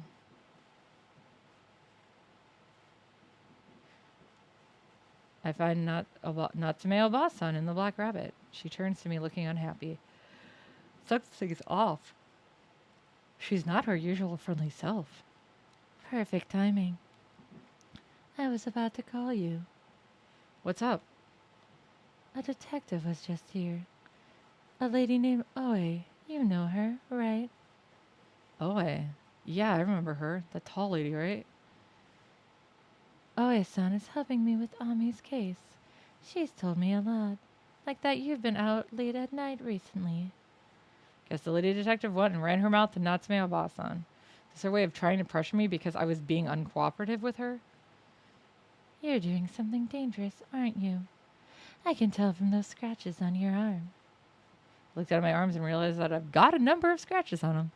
Must have gotten them when I was being swung around by the screaming author. You're doing this for Ami, aren't you? You're looking for some girl in a kimono, right? Huh? Oe-san told me that's what you said when you talked to the police. After Ami suddenly vanished from the bathroom, you met a girl in a kimono. That girl said she kidnapped Ami, right? Yeah, that's right. So, it's just like Oe-san said. The other police I talked to didn't tell me anything about that. Probably because it sounds so absurd. But why didn't you tell me yourself? Isn't it obvious? I didn't think you'd believe me either. Yeah, I probably wouldn't have taken you seriously. But I haven't learned anything these past 2 weeks. At this point, your story about her being spirited away is my best lead. Akira, You tell me, right? She looks at me with burning determination, the desperation of a mother who's lost her child, the persistence to find that child. I can't keep hiding it from her. Okay, I'll tell you everything. Give me a few minutes. I've got some people who are helping me. If they help me explain, it make everything a bit easier to believe. Eventually, Bon and Rose arrive at the bar. After formally introducing Natsume Obasan to them, we start to talk about everything that's happened. We tell her about Kakuya, our investigations, spirits, Kakuya's game. When I'm unsure on how to explain something, Bon and Rose help me out. Natsume Obasan listens quietly until the very end, never interrupting. So, that's what happened. She seems shocked. That's not unexpected. I've actually faced a number of spirits now, and I still wonder if it's still just some nightmare. I understand if you don't believe our story, but every bit of it is true. Your daughter was kidnapped by this Kakuya doll. We and Kijima are pursuing it. I don't want you to get your hopes up for no reason, but at least your daughter's still alive. According to Kijima, people don't get hungry in the realm of the dead. Realm of the dead. Kakuya. She repeats those words to herself quietly. Natsumi, if there's anything all that makes a connection for you, let us know. We need all the information we can get. Right. I don't remember it very well, but I think Miroku once heard a story about the realm of the dead. Oh, Miroku Yakumo again, huh? What's up? This guy seems to have quite a few connections to Kakuya. Could it be all mere coincidence? How fascinating. When I hear Miroku's name, I remember all the disgusting and grotesque things I saw tonight. The corpse with girls' arms sewn onto it. This is what became of Miroku Yakumo, the children's author who murdered little girls. His acts of insanities and the girls' screams are all recorded on those tapes. Wait. That was a body with a bunch of girls' arms sewn to it. Don't worry about it. Well, my mother just showed up to bring me a snack. I'm just going to stop once I get to the end of this night. It's the end of the storyline. Hey, Natsume Obasan, I want to ask you something. Was Miroku a pedophile? What? Her eyes got wide at an unexpected question, but I press her again. Was Miroku a piece of crap who got off tormenting kids? From what I know, he didn't have any hobbies like that. I never heard Satomi mention it either, and she was obsessed with him. Huh. Sure he did I'm sure he hid his guilty pleasure so that nobody else would find out. The way Miroku sounded on that tape still bothers me. I can't believe someone spoke so calmly could be doing something so depraved. Hey, Kijima, what's bothering you? Can't explain what we saw there without concluding that that guy was insane. Yeah, I know, but something's bugging me. It's on the tip of my tongue, but I just can't figure out how to put it into words.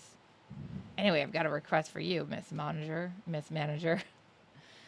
Could you look into that book of Miroku's that references the realm of the dead? Just in case, you know. Yes, I'll do my best. Bon, Rosé, I'm putting Ami's fate in your hands. Natsume Obasan shudders and breaks down into tears. We won't let you down, miss. We'll find your daughter. As a reward, I'd like a bottle of Blood Red Grand Cru. Akira, I'm so sorry. I'm putting you in danger. But there's nobody else I can turn to now. Please save Ami. Thanks. I gave her a happy reaction. She's my aunt. And I'm going to save my little niece. Her cousin. What would she be? Cousin, right? Next thing I know, it's already past midnight. We say goodbye to Natsume Obasan and leave the bar. And I can save now. Okay. So far, I think I'm getting the good ending, so that's good. I'm not getting anyone killed. Alright, so we are going to stop here and go raid somebody. But thank you guys for coming! Let's go find someone.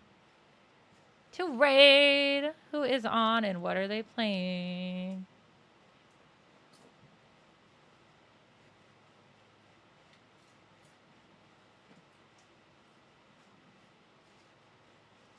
Hey, they're playing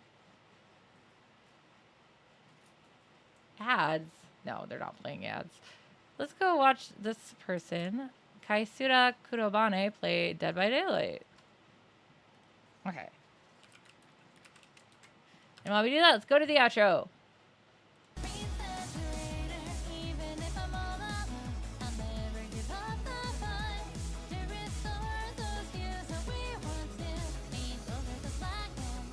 Ikuwayo!